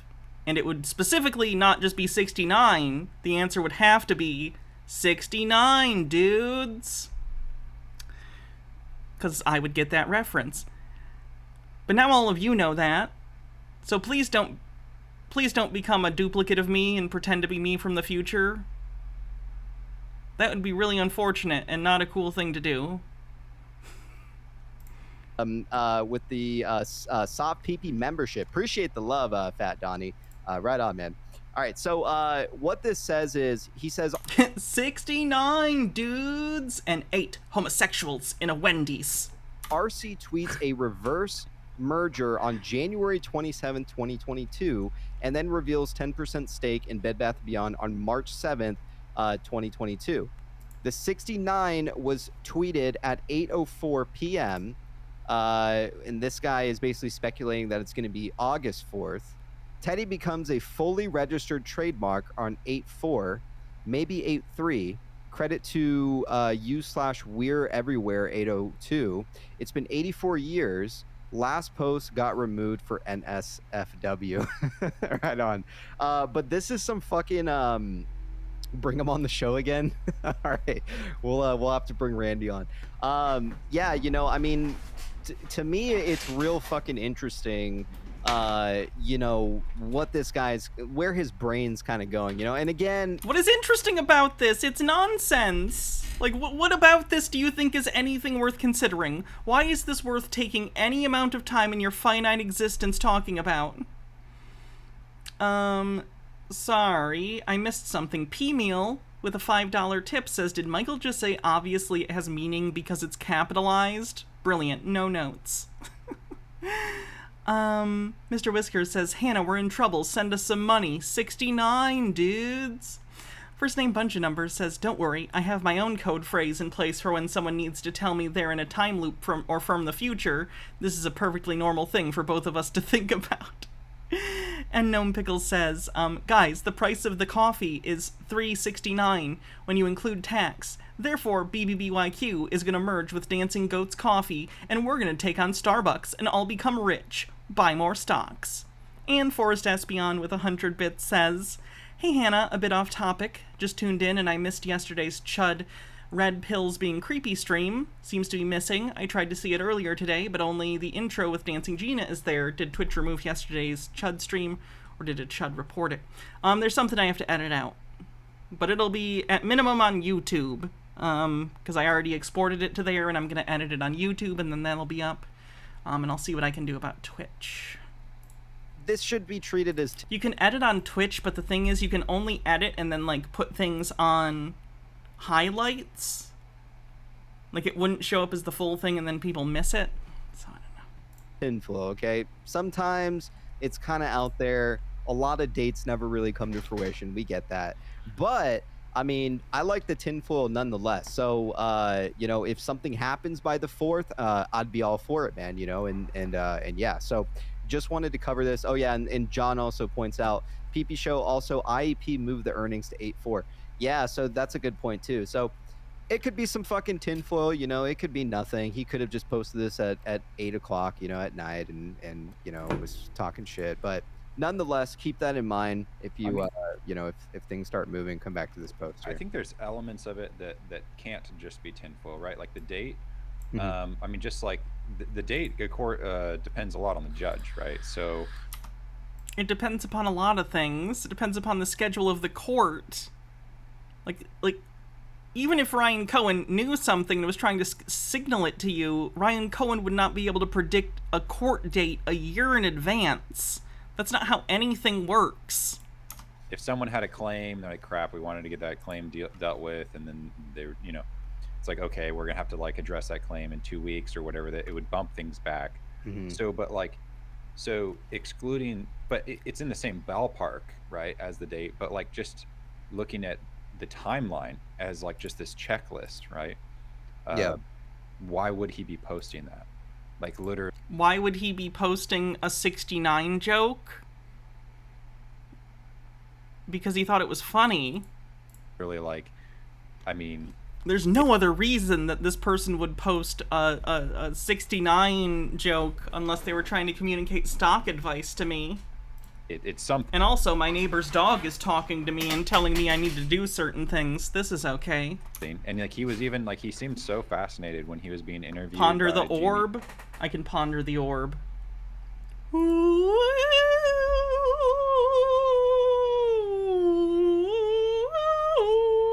Orb of truth. Tell us, on this day next year, what will be the value of BBBYQ?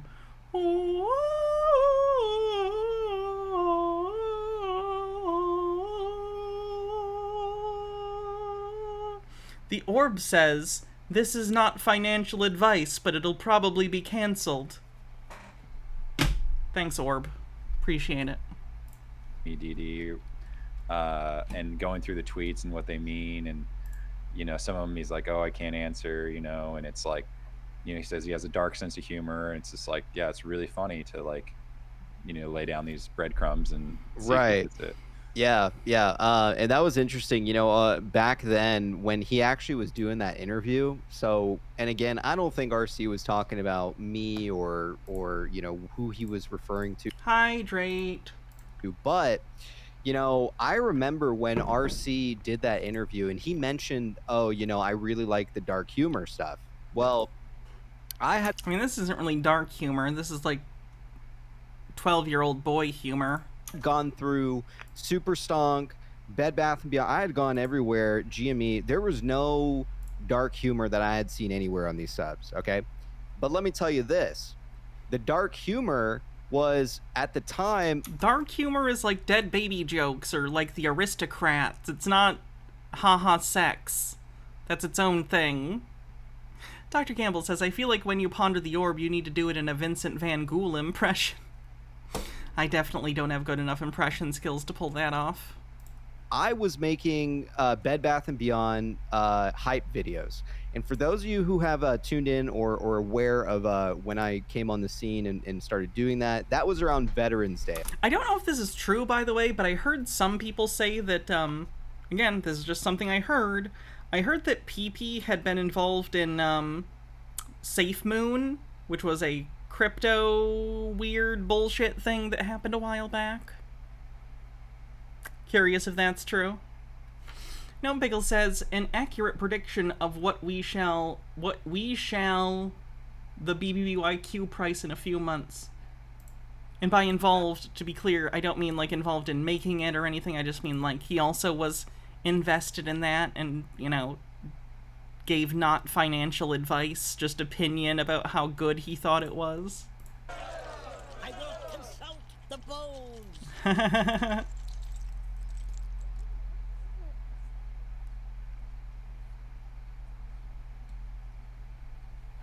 bones tell me nothing.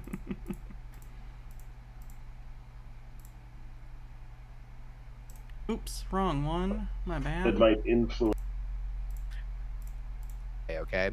And then I believe it was like a month or so later when he had finally done that interview with GMEDD. So, or maybe it was 2 months later. But I was doing the Saving Private Ryan memes. Okay.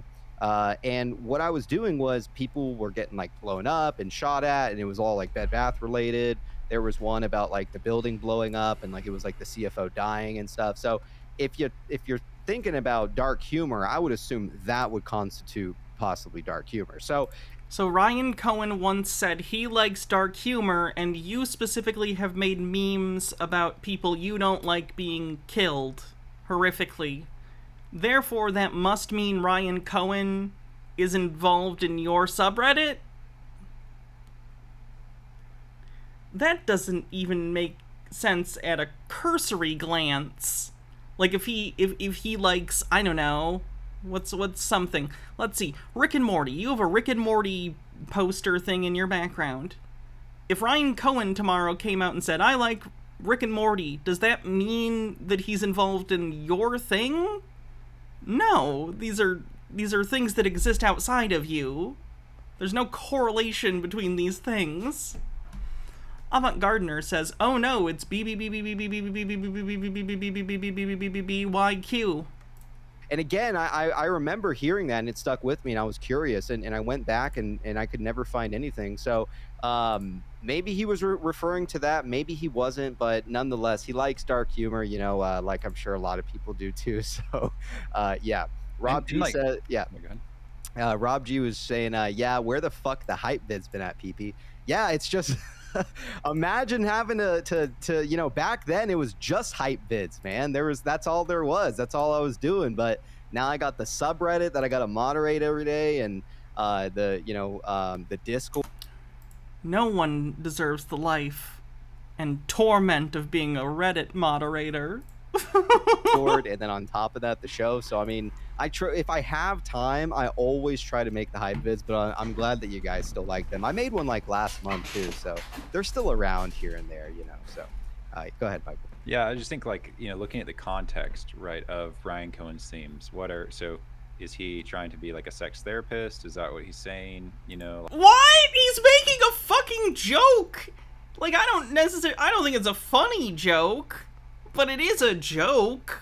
Like, yeah, clearly. Like, how could you look at this and think he's trying to signal anything to you? Like, right. It's like, well, if you look at all of them, he's talking about overpaid executives. He's talking about, you know, the stock, right? So obviously this seems to be in conjunction with, it's something symbolic of, you know, and so that it's reversed, you know, that, you know, I mean, that he's going to flip everything upside down. I mean, there's, you know.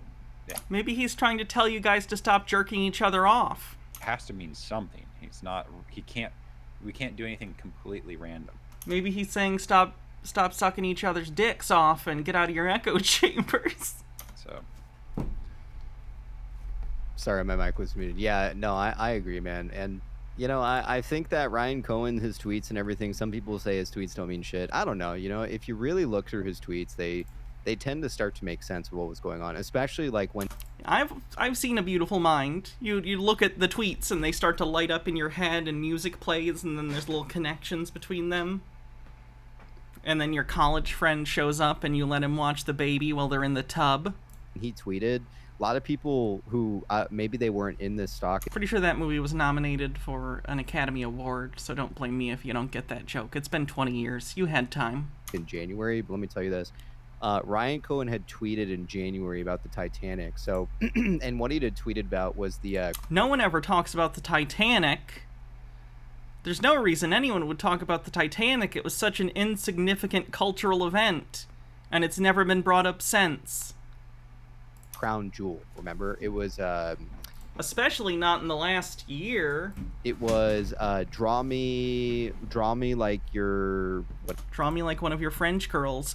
A line from one of the highest grossing films of all time, also one of the most viewed films of all time, Titanic. It's one of the most famous lines from it. Oh boy, why would he ever reference one of the most famous lines from one of the most famous movies of all time? Who does that? Whatever, I can't remember what it was. Jack, draw me or some shit. If anybody remembers the exact quote. So, Double MC says, "PP, for fuck's sakes, you're not even 50 yet. Get your shit together." Yeah, I'll be 50 in like fucking 3 more years, man. You know, but anyways, he had made a tweet, right? And this was in January. I remember this tweet. I'm sure some of you guys who have been around remember this shit. So he tweets, "Draw me, Jack, draw me like one of your French girls." That's what it was. And what happens is the stock ended up fucking running at the time of that tweet, and then we all started collecting. Do you think that he controls the price of the stock individually? You know, talking about how maybe, you know, his tweets are correlated with the stock running, right? So things would start to pick up and move. Same thing happened in February. Stop shooting down my balloons. You know, stock hit $7. It ran those 2 months. So there was a lot of speculation whether or not his tweets mean anything. I think sometimes they do, and I think sometimes they don't. Wow, you took a real firm stance there, PP. That took guts for you to make that firm stance that sometimes it means something, and sometimes it doesn't. Wow. You really planted a flag. You know, maybe all of the tweets mean something. Maybe half of them do. But my kind of thesis is that I think he... Gardner says, is he lying about his age? Did you figure that out? It's a joke, yeah. He's not really that old. I think it's a meme that started at some point. Don't know when. Has communicated with us through tweets, and one like this is interesting, the 69, stuff like that. So I don't know, this guy thinks it's a reverse split, so we'll see what happens, man. I just realized something about the weather balloons, right? Like testing the water, right? So it's like if Ryan Cohen's going to do this, it's, I think part of it is to have the team and everything, to have like the backing of like loyal investors and whatnot. And so testing the water, it's like, if I tweet, do they care? Right? Like, are they still like... You're not his loyal investors at this point. He's not involved in Bed Bath & Beyond. So you're not loyal to him, really. You're loyal to a stock he has nothing to do with. Separately, I understand that you think he's involved, but he's not, so that's irrelevant to him. In for this, and it's like, so he was testing the weather, and then they got mad at him for testing the weather. All he did was post an emoji to test the weather. And all he did was post an emoji. Oh no, the judge has ruled that an emoji is a form of communication that can be actionable legally. Oh my god. I mean, that's also a possibility. Yeah. Excuse me, GT4. Like, let me put it this way. I'm pretty sure, in hypothetical, let's say someone added Joe Biden a bunch and kept putting the emoji, and it was like an old man emoji, and then a gun emoji, and then like a specific time emoji and date emoji. I think that would probably be actionable. He'd probably get a visit from the Secret Service. You know what I mean? Like, yeah, emojis are literally meant to communicate ideas. The idea that they're exempt from responsibility is so bizarre. You could argue that sometimes they're more subjective, but you can't argue they're not communication. Or here in the chat says, no way PP is 50. PP is a young 47. PP lies about his age. He's like 37. He thinks 47 makes him wiser and sexier. Yeah, man, right on. All right, so let's go ahead and it's weird to me. Like, I'm not gonna pretend I'm the most mature person on this planet. I get it. I like to be silly on this channel, but at the same time, if this guy is like in his late 30s, he's like a decade older than me, but he acts like a 14-year-old boy. It's so bizarre. Get into this stuff. So what do you have for us today, Michael? Could we kind of touch on what you were going over with your stream? Some of that diagram stuff and take a look at it. I'd love to see it. I was just pulling it up and see. PP is 69. Yeah, I'm 69, man. All right. So this is from 1713. I think it was page like 14 or so.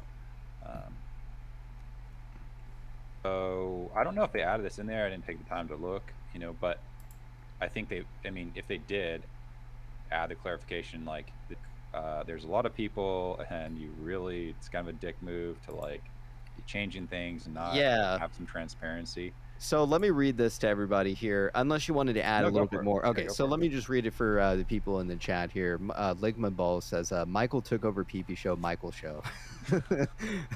Never. Ligma's the forever, man. Thanks, man. Ligma's your number one fan, man, in the chat. He always trying to talk shit to you. Yeah, I think he's just lightly trolling you. All right. So what this says is the plan provides the best available alternative for the debtors' estates and creditor recoveries. Yes, the plan that they released, which we went over when it was released, and I believe we looked at some of the revisions when they happened. That plan states that Class 9 creditors, which they are Class 9 creditors, get nothing. They get zero, zilch, not applicable. The plan says they get nothing. So, well, yes, this plan may provide the best available alternative for the debtors' estates and creditor recoveries. Best available alternative doesn't mean you're okay. It's the best alternative. Right? Just like an airbag is the best alternative to not crashing your car into a tree. You know what I mean? It's not favorable to you. We know the plan. If the debtors' businesses were liquidated in a Chapter 7 process, store closing processes that seems unfair. What does? Likely would halt. forcing locations to go dark and resulting in the termination of employees until a trustee could turn the lights back on. Even then, employees with critical, and then I guess you have Patty Wu there on the side, institutional knowledge would have left, leaving behind a large and complex liquidation to be managed by new hires who are liquidation. Did you notice the liquidation there? It said liquidation. It said liquidation, PP. Are you gonna reference that? Kind of feels like that's important. Familiar with the debtors' businesses. The needless loss of value to creditors and the debtors' estates would be insurmountable. Creditors would receive lower recoveries in Chapter 7 because of the debtors' estates necessarily would bear additional costs associated with transitioning to Chapter 7. Retaining a Chapter 7 trustee, counsel, and advisors, and administrating a Chapter 7 process. Literally, this entire paragraph is the Bed Bath & Beyond people saying, hey, we should do this plan, because if we have to transition to Chapter 7, which is what's going to happen if you don't accept this plan, everyone's just going to get less. So if we just all voluntarily accept this plan right now, the plan that involves these guys getting nothing, then all the creditors in general, and the debtors, will walk away with more than they would if they had to file a bunch of stuff and hire lawyers to transfer to Chapter 7. It's basically what's being said there. I don't know if he understood it. Discordant Vol says, maybe it's because I don't know what a Class 9 stock is. No, the stock is in... There's a... The way that this works is that creditors, people who are owed money by the company, there's a waterfall payment scheme where there's priority from top to bottom. So there's 1 through 10, I believe, and like there are creditors who are number 1 in Class 1, and they're not stockholders or anything. Those are different kinds of debts.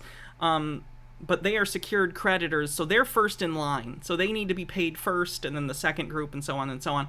The shareholders, the stockholders, these guys are in Class 9, which is the penultimate position in line. And again, the plan says they're not getting anything. Like, it's not even a question. As far as the plan goes, as soon as this plan, if it's voted yes on, they're wiped out. It's done. The debtors believe that the plan maximizes shareholder recoveries in these Chapter 11 cases. Yes, they are trying to maximize stakeholder recoveries. You guys are stakeholders, but you're not all stakeholders. The people above you are stakeholders, and even they're not getting everything they're owed. So you're certainly not. They're maximizing. That doesn't mean everyone's going to get what they want. It's a bankruptcy. It's a liquidation at this point. Everyone's getting pennies on the dollar, except for you guys and the people below you, who aren't even getting the penny. You get zilch. Nothing. Discordant Vol says, oh, so like how Alex Jones tried to siphon off settlement money. I don't know what you mean by that. The debtors seek the bankruptcy's court approval of the plan and urge all holders of claims entitled to vote to accept the plan by returning their ballots so that the notice and claims agent Kroll actually receives such ballots by the voting deadline, September 1st, 2023 at 4 p.m. Assuming the plan receives the requisite acceptances, the debtors will seek the bankruptcy's court approval of the plan at the hearing scheduled for September 12th, 2023 at 2:30 p.m. The combined hearing. And then real quick, before you add on to that, I did miss this tip here from Thunderous Queefer. Thunderous Queefer with the $5. Where is Plur? Notice how the stock goes down when he isn't around. Call him on his bat phone. All right, right on, Thunderous. Right on. I'm curious if Queefer is Pulte, because Pulte's taken a big liking to Plur, and Thunderous Queefer in the chat really likes Plur too. You know, I'm starting to... My favorite, not a financial advisor, Thunderous Queefer. Put 2 to 2 together. His image is a jar of mayonnaise as well. So if it is Pulte, he's doing an excellent job of doing so. So, but go ahead, Michael. Tell me what your thoughts are on what we just read there. I mean, even just the video today, someone was like, we're not saying that it's going in chapter 7. We're saying it's doing liquidation in chapter 11. I'm like, why would you even... Anyway. Literally, it says it. It says it in the document you just read. It says exactly why they're trying to do this by the consent of the stakeholders through the vote instead of going into chapter 7. It literally says it. You just read it. If you didn't understand it, I don't know what to tell you. This is your fault. They are telling you what is happening, and you are not listening or are being obtuse. You are refusing to understand this. It says it in black and white on the screen. It's bigger than your fucking face on the screen. Read it and understand it. Oh my god. What was your grade in English class? Holy fucking shit.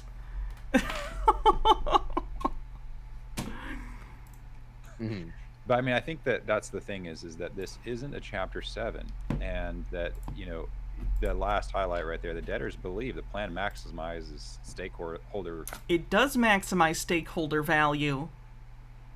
Maximize does not mean you will get a red cent. It doesn't matter. This Covenant Vol says his banking and debt structure named a company owned by his parents as a pass-through that was his Class 1 creditor, so it would receive priority in a bankruptcy if memory serves. Don't worry, it didn't work. Oh my god, that's ridiculous. I didn't know that.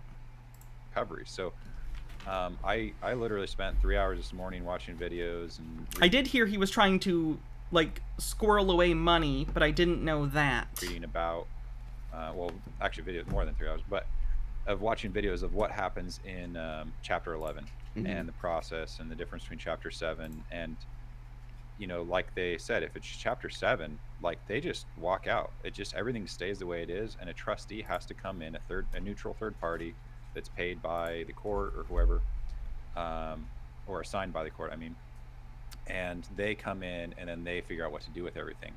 So the fact that there's critical employees that have institutional knowledge that are still remaining, It literally says, employees with critical institutional knowledge would have left, leaving behind a large and complex liquidation to be managed by new hires who are unfamiliar with the debtors' businesses. Meaning, we did not halt locations immediately and go into chapter 7 specifically because we felt the employees that were with us would leave if we did so immediately, which would cause greater expense bringing in new people to handle the liquidation. They are saying we saved money for creditors by using chapter 11 instead of chapter 7 and would like to continue to liquidate under chapter 11 so as to save money. So please vote for this plan. This is not hard to understand.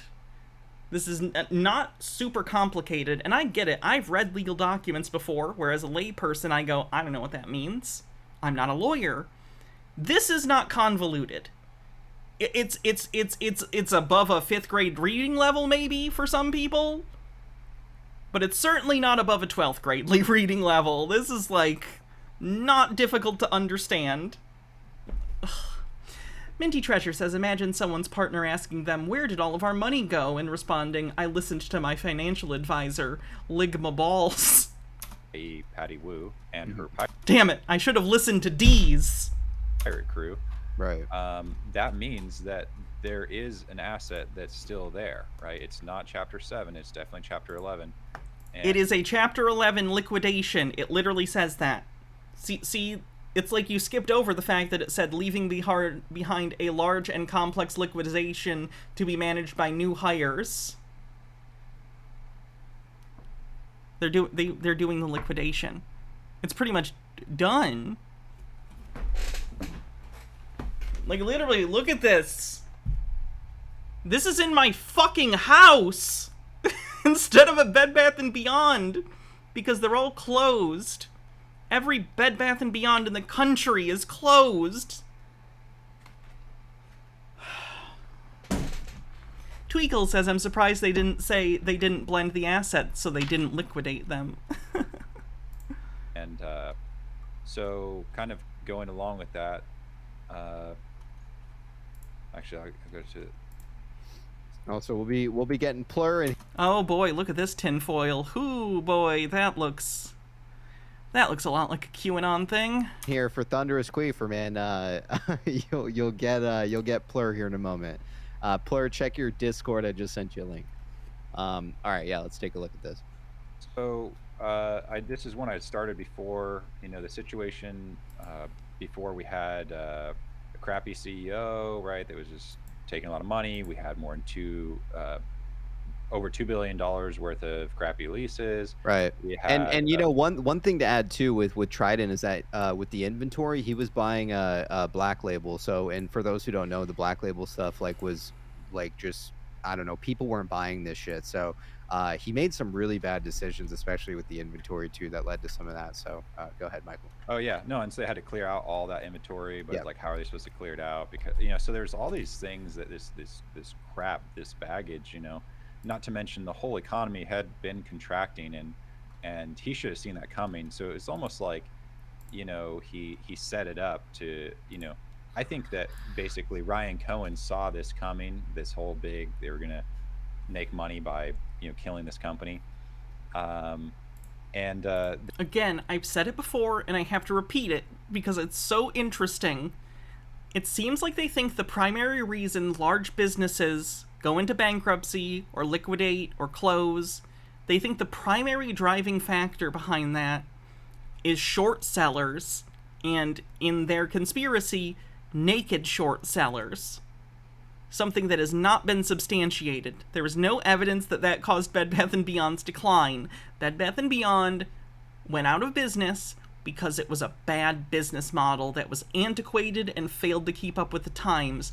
Maybe there was no way to keep up with the times with it really in its current form, so they closed down, and now the IP has been sold to Overstock. If you guys are familiar with Overstock.com, it's now BedBathAndBeyond.com, as far as I know. It's because they bought the IP. Literally, the company that exists under the BBBYQ ticker no longer owns the Bed Bath & Beyond IP. They will claim differently. These people will try and say, no, it's a shared IP. No, it's not. It was a temporary shared IP until the wind down and liquidation of all the Bed Bath & Beyond stores, which has now happened. Discordant Voles says, since the advent of work from home, I'm sure many of them are naked. Then there's also the Blue Yonder deal, which was, in my opinion, was really toxic as far as an e-commerce solution. So you had all that, and what still remained was like 68 profitable locations, of Bye Bye Baby. You had 235 profitable locations of Bed Bath & Beyond. You have 3 distribution centers.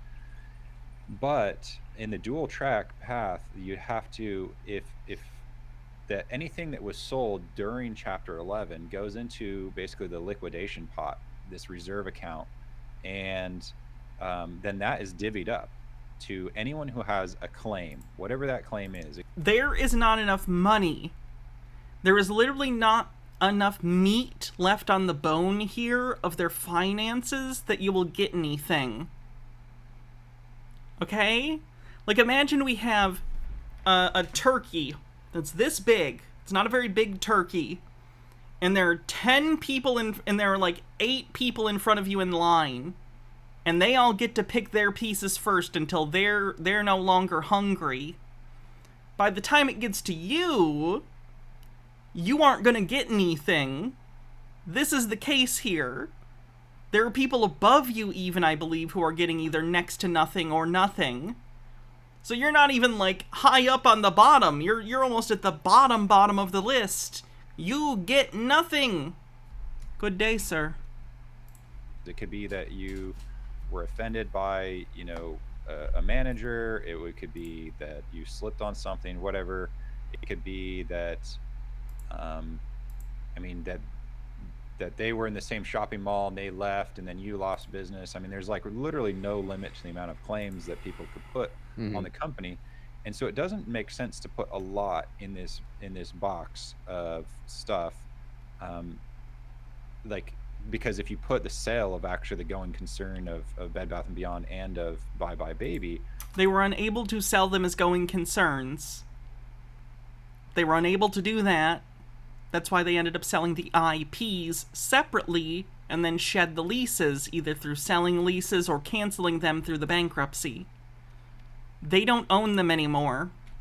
They don't own stores. They don't own the IP. The employees have been let go. Actually, it was either 7 or 11 of the locations' leases, I believe, were bought by Dream on Me, because they are going to try and have a few retail locations for Bye Bye Baby. But that has nothing to do with these guys or their stock. It's a completely separate company now. All that would be divvied up. So let's say Ryan came in and gave us like shares of GameStop or Carl Icahn of... You think, why would you get GameStop shares? What does that even... You're in Bed Bath & Beyond. What? All that would be divvied up between whoever the crap wants to make some sort of claim. I need to use the bathroom real quick. Let me put something on for you guys while I do. Oh my god, they're live right now, because of course they are. Oh, what was I gonna search? Sausage guy.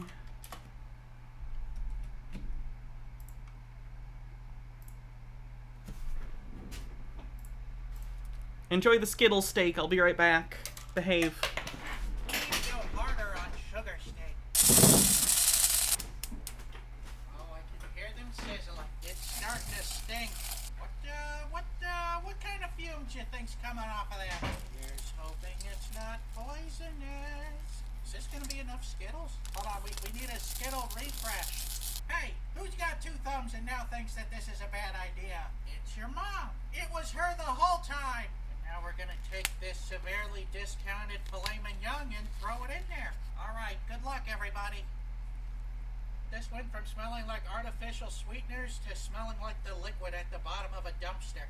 Hear that sizzle? It may have seared itself at the bottom of the pan. I think this thing's ready to go. It looks expensive. Let's cut into it. Oh, a medium rare. Here we go. It is not good. Tastes like beef jerky with like ammonia. It's got some sort of chemical aftertaste that's hospital visit worthy. So this steak is like a 1 out of 5. However, we do have a ton of this melted Skittle left. I want to see what we can do with it. Right up the bun here. Check it, check. I think this might actually work. Let's say that's properly shellacked. Night, Xandris.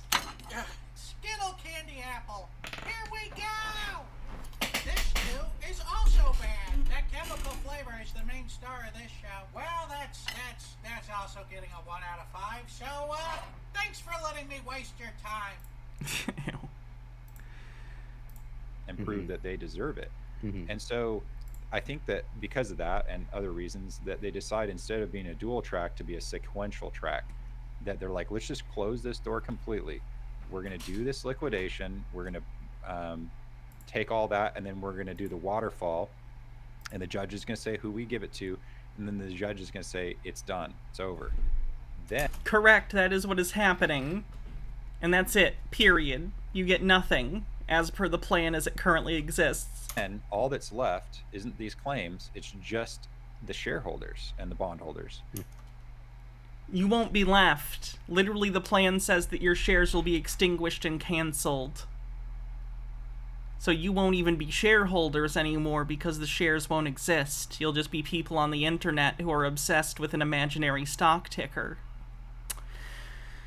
Discordant Vol says, the Maillard reaction is a cruel mistress. I don't know what that is. And so when they then give, when either IEP or Overstock comes in to buy Bed Bath & Beyond, and when, you know, Ryan Cohen comes in to buy Baby, then we get that, and we don't have to share it with anyone else. And that's why I think it's actually ultimately the best period, you know. Yeah, I think it's interesting, you know, because really the Knolls are what they're going to want to preserve. And from what we were talking about a couple weeks ago, with what you described with the share buybacks, that is something that they're including with those Knolls, or is that still not we don't have a confirmation whether or not that's true. I'm sorry, wait, what did they just say? that is something that they're including with those Knolls, or is that still not? We don't have a confirmation whether or not that's true. The Knolls are gone. No one can use the Knolls. No one can buy the Knolls. The Knolls are only available if they were selling things as a going concern, which they were incapable of doing. So they're still obsessed with these Knolls that are irrelevant. No one can buy them legally. They're just not a thing anymore, basically. I'm not sure. Looks like this graphic was made in Microsoft PowerPoint because that's all this dude knows how to use. Really speaks to his comfortably dumb nature. That's a little mean, but I can be mean, so fair enough. About the share buybacks, I know that... Oh god, now I got that Doug Walker song stuck in my head, Comfortably Dumb. Fucking hate it. Hate him. When they do have, they do have 160 million left on their shelf that they can, of shares they can issue into a squeeze. And so they could raise a bunch of money. And then with that money, they could then buy back shares if they wanted. There will be no shares! There's no shares! At this point, there will be no shares. The shares will be extinguished and cancelled. What do you not understand about the words that they wrote in the document? Or just, I mean, Teddy's gonna be big, so I don't... Teddy doesn't exist. Teddy is not happening. Teddy is a thing you guys made up. I think it's just having the money would be great. And the thing I've been thinking about more too is that, you know, I was sitting out one day and I was thinking about it, and I was like, well, you know, because Ligma Balls here says, bro, Michael, the stores are gone. What the fuck is this? The stores are gone, correct. So the thing is that I know that there's going to be a limited amount of stores. So not a limited amount of stores. None. This is intentional. This is being intentionally obtuse. There are no more stores. Not a few. Not only the profitable stores. None. There are none left. They're closed. Hello. How's it going? Good, how are you? I'm good. Ligma's correct with the amount of stores that I think are left, right? I mean, I don't think we still have. No, so like if you actually read through it, it's... Overthought says, as a socialist, I find there's some sort of poetic justice that these uber capitalists will be ruined because there'll be no shares eventually. That's true. That's a little satisfying in a Twilight Zone kind of way. It says like that there's a difference between them winding them down, like... Also, Ooh, I'm Rod Serling in this situation, commenting on these people's doomed, ironic comeuppance. Submitted via approval. A bunch of idiots on the internet who think they're smarter than they are. I can't think of it. I'd have to get someone else to write it. I'm not a writer, okay? I'm not a writer. I just think that the model of what they're going to be doing could be totally different. Everett GA, thanks for 16 months, says, woo, BBYQ, to the moon, let's go, all the way. Thanks for covering this, Hannah. Lovely hat also looks good on you. Thank you. I was thinking about throwing some tea in a harbor or something. Like, if you think about, there's, oh man, what is the grocery store called? It's like a jewelry store, but also a grocery store. Yeah. Like, anyway, like, I think that... A jewelry store and a grocery store. I've seen, like, jewelry sold at, like, Walmart. But, like, do you mean a store that specifically is known for being half grocery store, half jewelry store? Because that's, like, weird. That Kroger bought out this one company. And... I don't know, they could just be doing something different. Like a Target, but, like, bigger and nicer. And they're not. They're not doing anything. They're closing down. And, you know, instead of the cheap black label stuff, it could be, you know, actually, you know, national brand stuff. Yeah. I was going to say this, right? So, okay, I was thinking about it, right? I was thinking, you know, stores and things like that. And then I really started thinking, I was like, wait a minute, you know, the main thing is that Amazon itself is like basically like a massive fucking distribution center, right? They don't really have like, there's not really like a Amazon store that like you could walk into, right? I mean, I know that there's like a few out there, but like they're not really like common. They're not like, you know, Targets or like Bed Bath & Beyond where they're like kind of everywhere. It's like, to me, I mean, Bed Bath & Beyonds aren't anywhere anymore. Yeah, I was thinking about it, and I was like, well, if they are going the Amazon kind of, e-commerce, they want to be like a massive e-commerce type of deal, then in my sense, it really makes no sense to have a shitload of fucking stores, right? In that case, a couple bye-bye baby stores, things like that, of course. They sold the IP. The leases are canceled or sold. But the main thing is that if they're building an Amazon competitor, right? They're not. And they're building this big distribution this way. Building an Amazon competitor would be incredibly difficult even if you had a ton of money. If you had a ton of capital to burn through, even that would be difficult. You were talking about a bankrupt, liquidated company with fewer assets than they have debts. This is psychotic. Oh, God. Did they sell the customer data yet? They did. They did. Way, it really makes no sense to have, 300-400 fucking stores. If everything's going to be getting shipped out via however they plan to do it with this partnership with Overstock. And it is not a partnership. Overstock bought the fucking IP. There was no more connection between Overstock and the company you are invested in.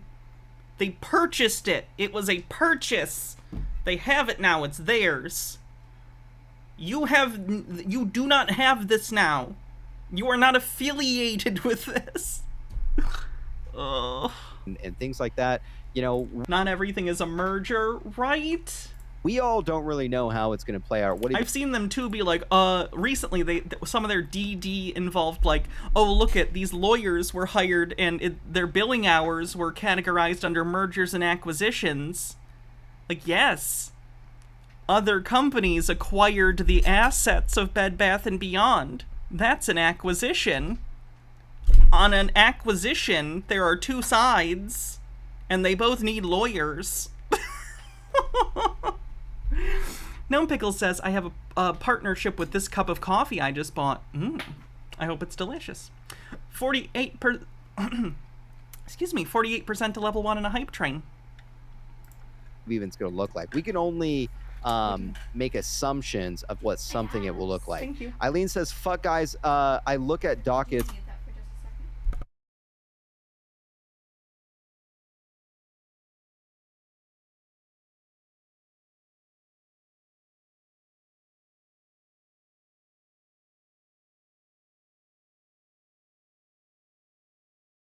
It's all day, and I see RC and get all jacked the other night.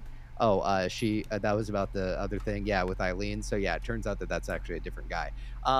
Real quick, my chat in here is fucked up on my end, so hold on 1 second. I'm just going to leave like for 1 second and rejoin, and Plur is backstage, so I'll bring it. Mr. Whiskers says, if any of these dude bros start talking about where I work, I'll at least know it's time to find a new job. It's true. They're the canaries. Man, in just 1 second, hang on.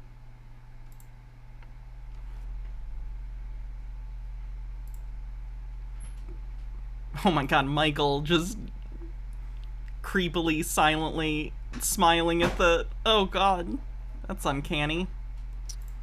All right. Is Michael an AI person? Thank you.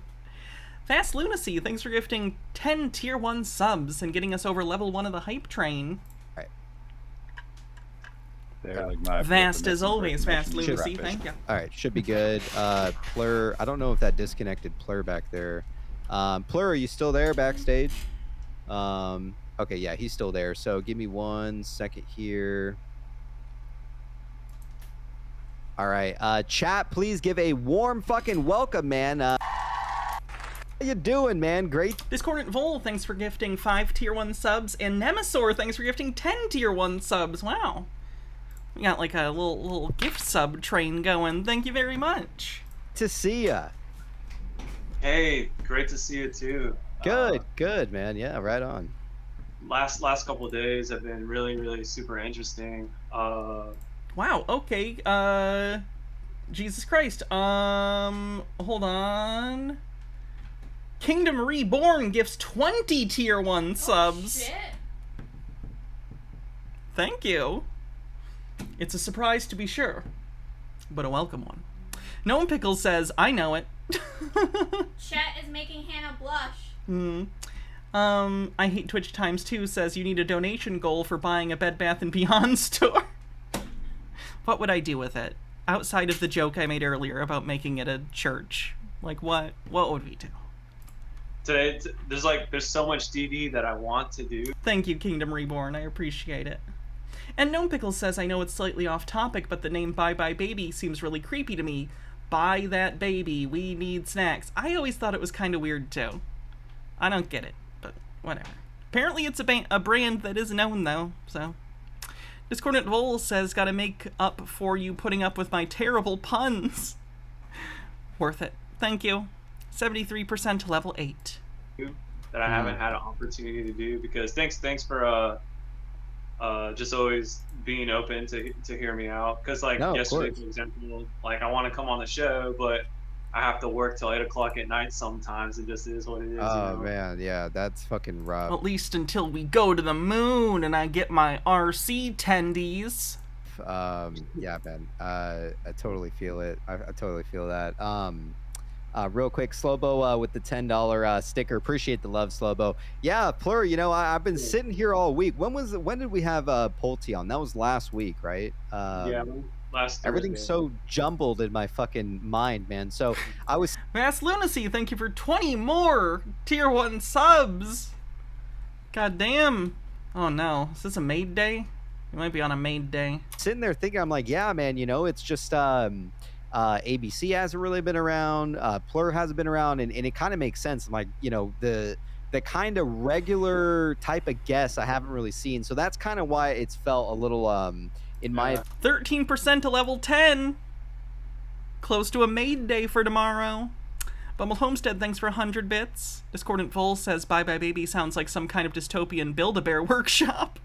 Opinion, just I guess in certain aspects like lacking, you know, because you are like the king of like making connections with the tinfoil. Like the tinfoil will get fucking hats off. What do you want me to wear? Nuts. But it's like, you know, you tie it all in with like, you know, some good like facts. So my choice. Ooh, okay. I'm a little warm, so I'm gonna take this off. Although I probably have terrible hat hair. Please forgive it, chat. Oh my gosh, look at how bad that hat hair is. Holy fucking shit. That's terrible. Look at me, chat. I have a weird, like, whoop. Forrest Espion says, LOL, Hannah, if you buy a Bed Bath & Beyond store, here's some ideas. Make it a small movie, theater, but only for B- rated movies. 2, make it a dance studio for Gina. 3, make it a D&D LARP center. It's kind of fun. Pterodona with 100 bits says, doing my part. Purple Pondini with 4,950 bits says, empty the bit wallet for the maid. And Creeper, thank you for gifting 5 Tier 1 subs. God damn it. Well, tomorrow's gonna be a maid day. So I guess tune in tomorrow for a Tinfoil Tuesday in which I am wearing the cat maid outfit. You fucking people. I love you and I also hate you. I have mixed feelings parasocially about you guys. I hope you know that. It kind of makes sense. Yeah, it feels great to see you here again, man.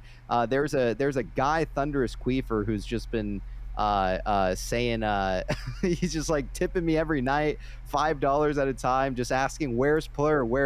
So and just or just things that I've seen in recent times, because with this freaking play, man, it's where like been in it since late July, early August in a way of 2022.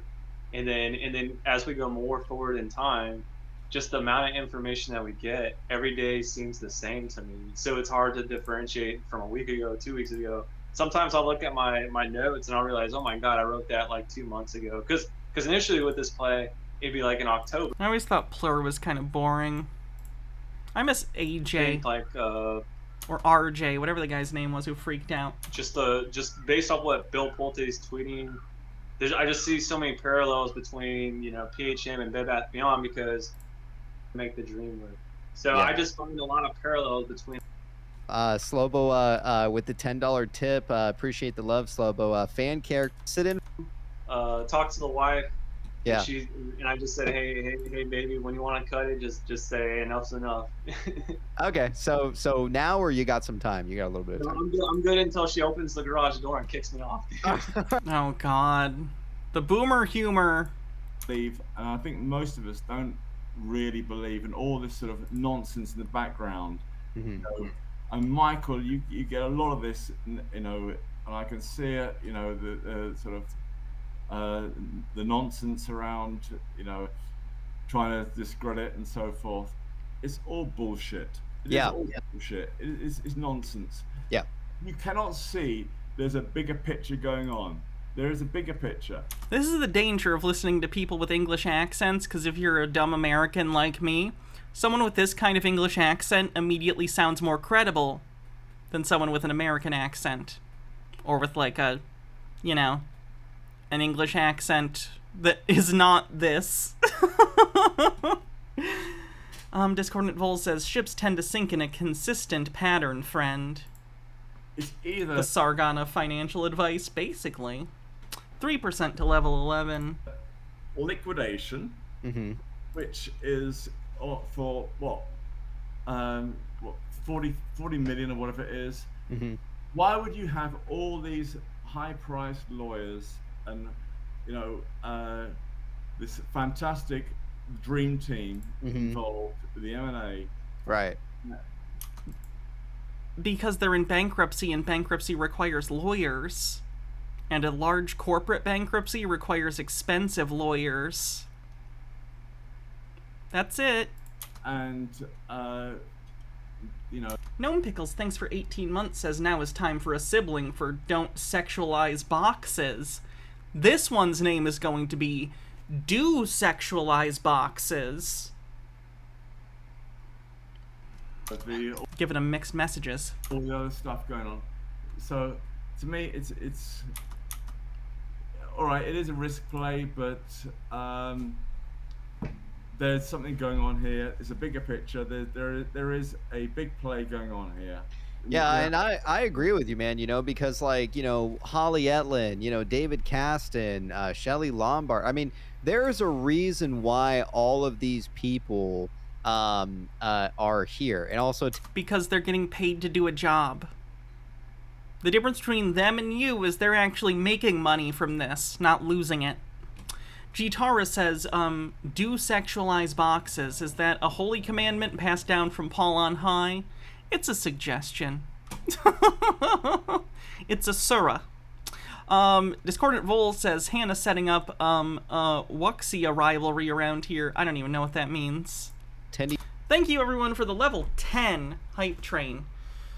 Like I said, tomorrow we'll have a maid day. We're almost done with today, so tune in for that if you'd like. He's backstage. She said, is anyone addressing the tweet claim of proof RC owned shares? We're going to get into it in just a moment, Tendy, and we'll bring you in here in just a second. Jesus Christ. MH Darkbeast says, a bit of cleanse. Tried to torture you and Cass yesterday, but it was close to the end of the show, and you missed my bits. But enjoy the Power Ranger-esque smoking causes coughing currently on Hulu. Oh, God. All right, let's do it real quick. So is this like a satire of Sentai, basically?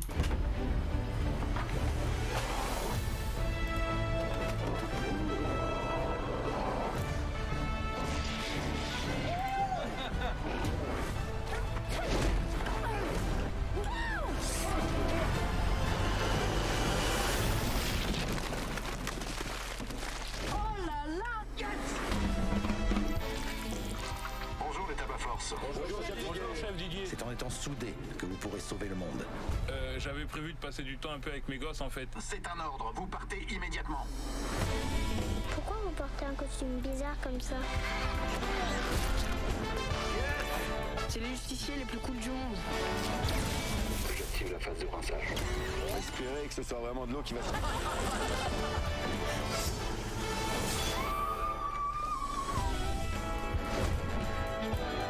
Je suis en train de détruire une petite planète malade. Qu'on en finisse, on y va. Ta femme vous attend pour le souper. Oh merde. Je rêve ou vos mamelles ont encore pris du volume? Juste l'embrasser. Avec ce truc vert qui coule de sa bouche. Pas penser jusque-là en fait. Ugh. Here's the thing. I think a parody of a Sentai can be very funny, right? That's a funny idea. I've seen that done well. kind of feels broad, though, in terms of its humor. It doesn't feel like it's satirizing Sentai specifically. It feels like it's doing Sentai with crude jokes because juxtaposition. I don't know. I'll give it a shot, but I don't know if I'm gonna vibe with it. John Waters likes it. Yeah, I like John Waters, but the thing is, John Waters is so over the top that it's entertaining. This kind of feels like a middle ground, where it's like, we're just trying to be vulgar, but not like Pink Flamingo's vulgar, so it's not even, like, edgy in that way.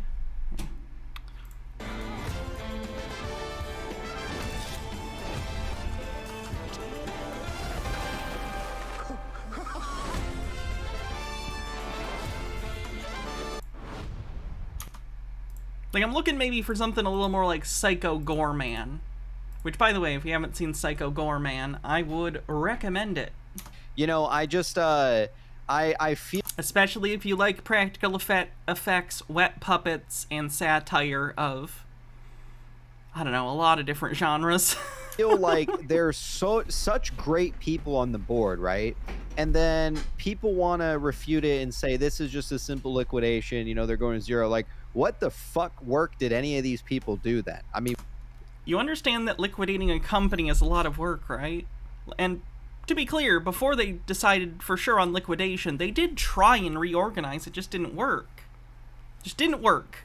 So they were trying to reorganize and then that failed, so now their job is to liquidate the company. That takes time and effort. I have not seen Big Man Japan now. We're, like, truly, like, if this is just a simple liquidation, then nobody was fucking working. David Cast and Holly, I mean, nobody was really doing much. So, in my opinion, it really doesn't make sense. You know, your opinion's dog shit and ignorant. In that case, and also Holly Etlin as well, right? Specifically Holly Etlin, you know, she's being paid $70,000 a week, and now they're pushing this back all the way to November, January, and you know, someone in the in our Discord, I think it was what's his name? It seemed like not another teen movie, but Sentai. Yeah. Name plur like the. It gave me epic movie vibes. That's a good way to put it. I'm gonna say epic movie. Meow guy, Meow Meister, Meow or something like that. I think it was his name. He's from Germany.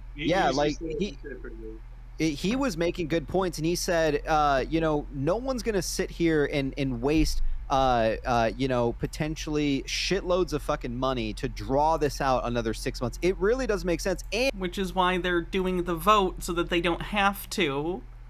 Like, I get it, there are court dates out, but this thing is wrapping up soon.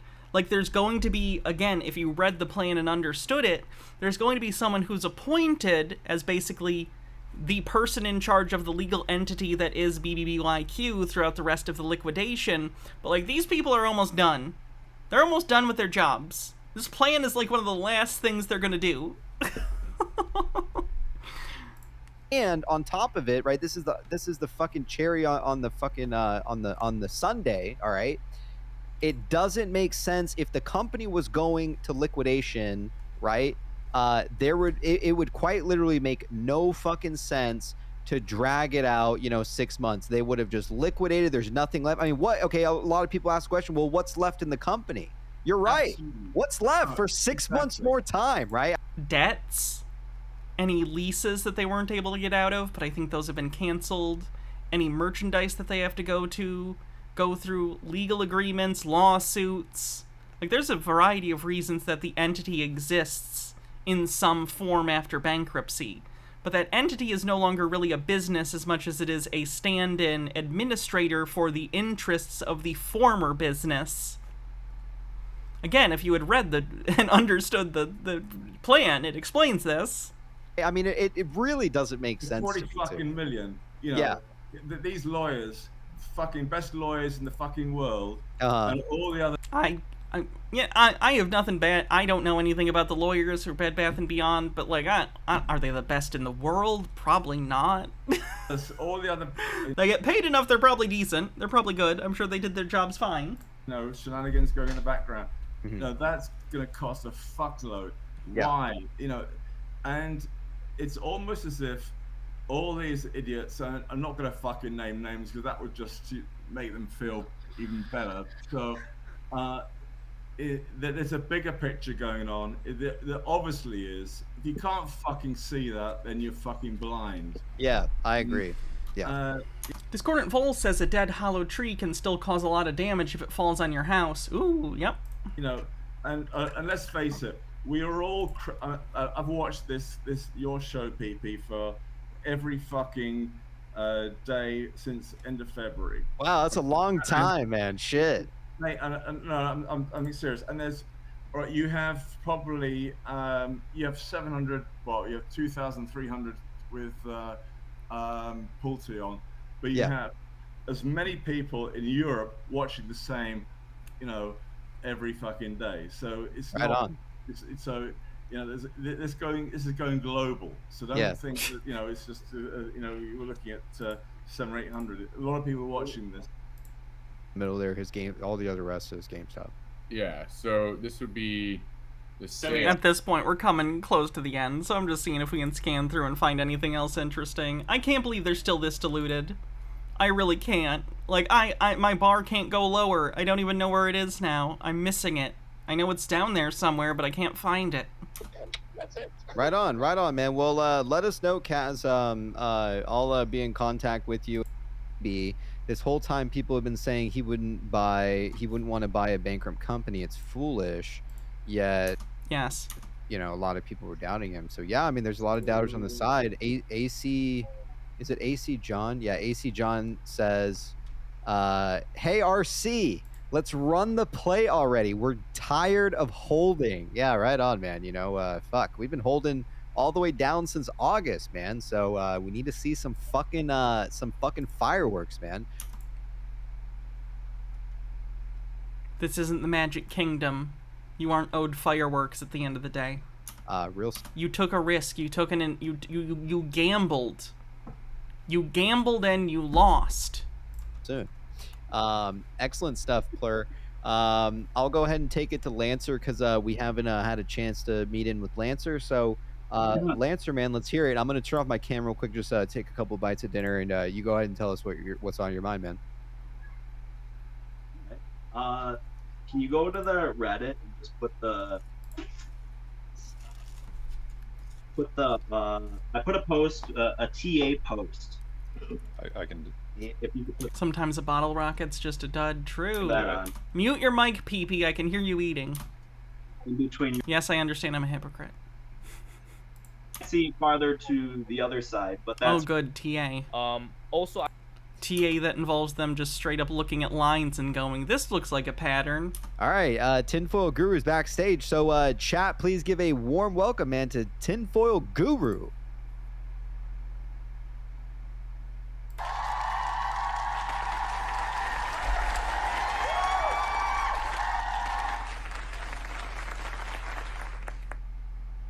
Hello. Hey, what's going on, man? Great to see ya. Hey guys. Sorry, I was just putting on a shirt, so I'm not like a total degen, just partial degen. No, I got all like super excited. That's why I put a shirt on before stream too. A while back when Lance was talking, he jumped on Butterfly Effect, and I just wanted to like, amongst other things. That actually comes from a guy. I thought about doing it. I'm glad I didn't do it at this point, but there was a point where I was curious. Like, when I started HRT, I wondered, if I take a picture of my chest every day, how long until it's TOS and it gets deleted? I didn't do it, but I think I've seen other trans women do it when they go on hormones. When is my chest too close to boobs? When does my chest become boobs? I'm firmly in the boob territory now, so can't do that experiment anymore. Discordant Vol says, "Do you think that the legal team handling this bankruptcy ever watches these guys? Do they think they're funny?" I would imagine it's something that comes up. I'd imagine they know, and they're like, "Oh my god, those fucking people." Maybe not, though. They're busy. Who knows? Called Lorenz. Oh no. Discordant Vol says, Asymp titties. Out of here.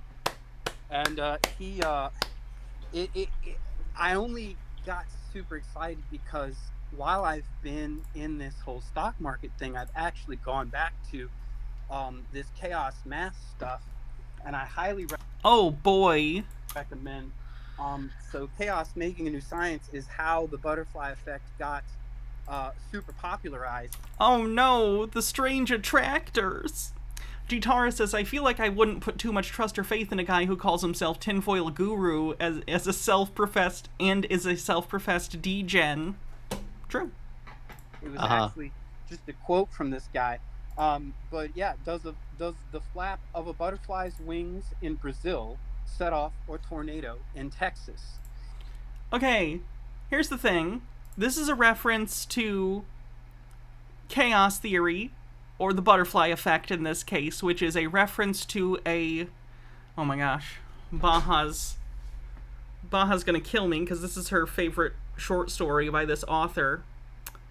There's a short story, someone give me the name, I'm so sorry. The story was actually parodied in The Simpsons in one of the Halloween episodes, but the short story is a time traveler goes back in time to like the dinosaur times and accidentally kills a sound of thunder. Thank you. Who was the author of that?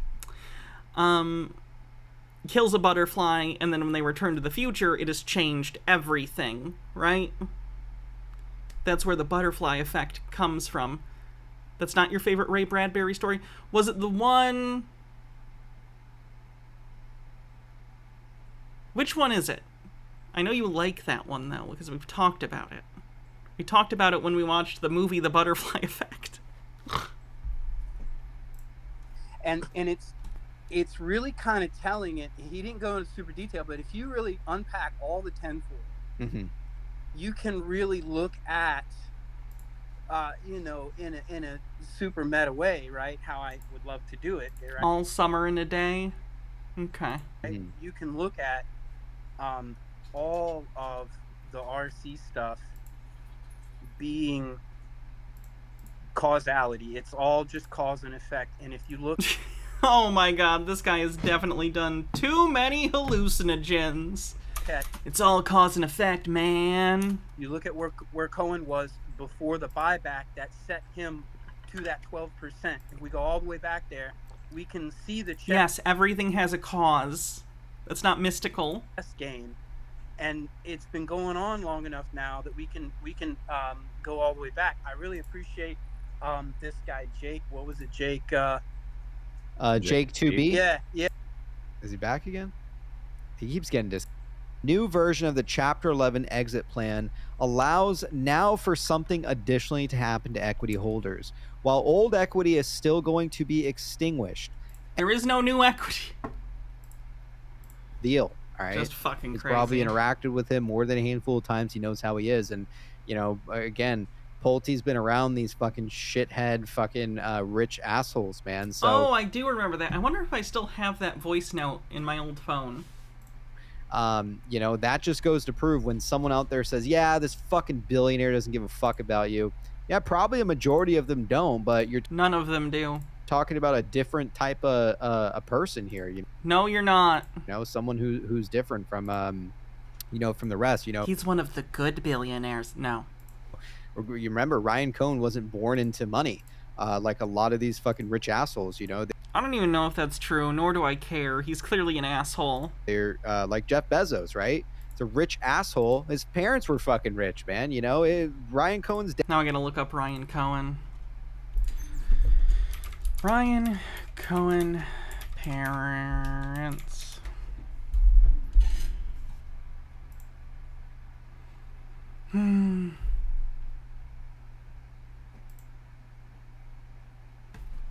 Let's see. Cohen was born to a Jewish family in Montreal. He never attended college, citing his father, who ran a glassware company, and his primary inspiration in pursuing an entrepreneurial route.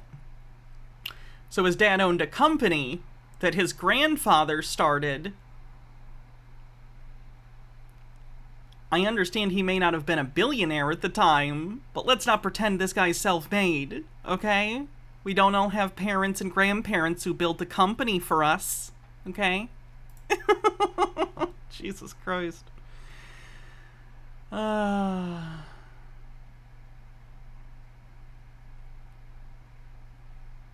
Sorry, I'm just looking right now. Yeah, it looks like he got really lucky with venture capital and then a buyout from PetSmart of his Chewy brand. Oh my. Dad was a Dr. Gamble says, why do they always do this? They're one of the good rich guys. They do it with Elon, Steve Jobs, Trump. They so badly want to imagine that someone out there with power is like them, or likes them, wants to help them. Was like a glass maker and stuff, or he did the glass windows and shit. He owned a glass company. Yes. That the grandfather started. So Ryan Cohen's dad didn't even start that company. He was also born into it. Oh my god. Fucking hell. Discordant Vol says you only gotta run the table one night when that much money's on the line. Shit like that. So, you know, his father was a business owner and he taught him stuff and he raised him well. So, you know, my father was a business owner too. My dad raised me the same way. He raised me. And you're doing great. As a proper person. He raised me on ethics and things like that. Ethics. And, you know, and I run a business and business ethics, you know, is the category. I've always been great with customers. I've always been great with people. And you know, it's funny that Pulte brings up the delighted customer or like or a happy customer, for instance. And it's like, there's a true difference between the two, man. You know, like, and really to narrow it down, it's like, those people that you delight, man, those are the ones who keep you in business. So, yeah, 100% agree, man. Totally understand. And yeah, so anything else you want to add, Michael, on your way out? Love to hear it. Just that I love this. I love Cool. the community. I love, you know, I think, you know, my sister, you know, started tuning in. She's like, wow, it's just such a good group of guys, you know, and people. And like, I don't know, like it kind of, my mind also went back to Judge Papalia, you know, also like, I'm sure he's like the lawyer, like, why are you leaving the shareholders like hanging? Like, you need to like explain to them, remind them, you know, that we're restructuring. There's something there. That is not, the judge said the opposite. What the fuck? Something there. And so I don't know. I feel the judge was literally informing them to make it clear to you guys that you get nothing, and you still didn't get it. Love from Patty Wu. At this point, the judge really needs to make the Bed Bath & Beyond people just come out and say, hey, seriously, guys, you're not getting anything. Literally. They could literally, honestly, I'm not even kidding. I think they could do that tomorrow. Literally, Holly Etlin could come out and be like, hey, meme stock people, specifically the PP show, you're not getting anything. This is a liquidation. Ryan Cohen is not involved. And they'd be like watching the video for hints that it was all a secret hidden message. Really, that's insane. A pirate patch. I'm gonna wear it until she comes in the show. Hell yeah. We need to get Patty Wu on the show. So fellas, now is the time to take it to LinkedIn. Now we gotta get Patty Wu on the show, fellas. So, or you could not harass people. That'd be great. Again, let's get on LinkedIn and let's start trying to get her on the show, man, because it worked with, you know, Pulte. Pulte's like, all these fucking people were telling me about PP show. Fellas, get the PP show in their ears, man. Let's bring them on. So, all right. I don't want the PP show anywhere in my body. All right, cool, man. Michael, love to have you on. All of my orifices must remain PP free. The show, man. Hope you have a great rest of your night, man, and appreciate taking the time to sit in with me every night, man. So I appreciate it. Appreciate you. All right, take care, man. See ya. There you have it, man. The fucking PP show, man. Okay, that's enough. I know they're live streaming right now too, so I'm probably gonna go listen to that in my free time because I'm a psycho. Alright, let's see who we're gonna raid. Thanks everyone for hanging out. Of course, we got our maid outfit day for tomorrow, so tune in for tinfoil tomorrow, and we'll do a cat made tinfoil day.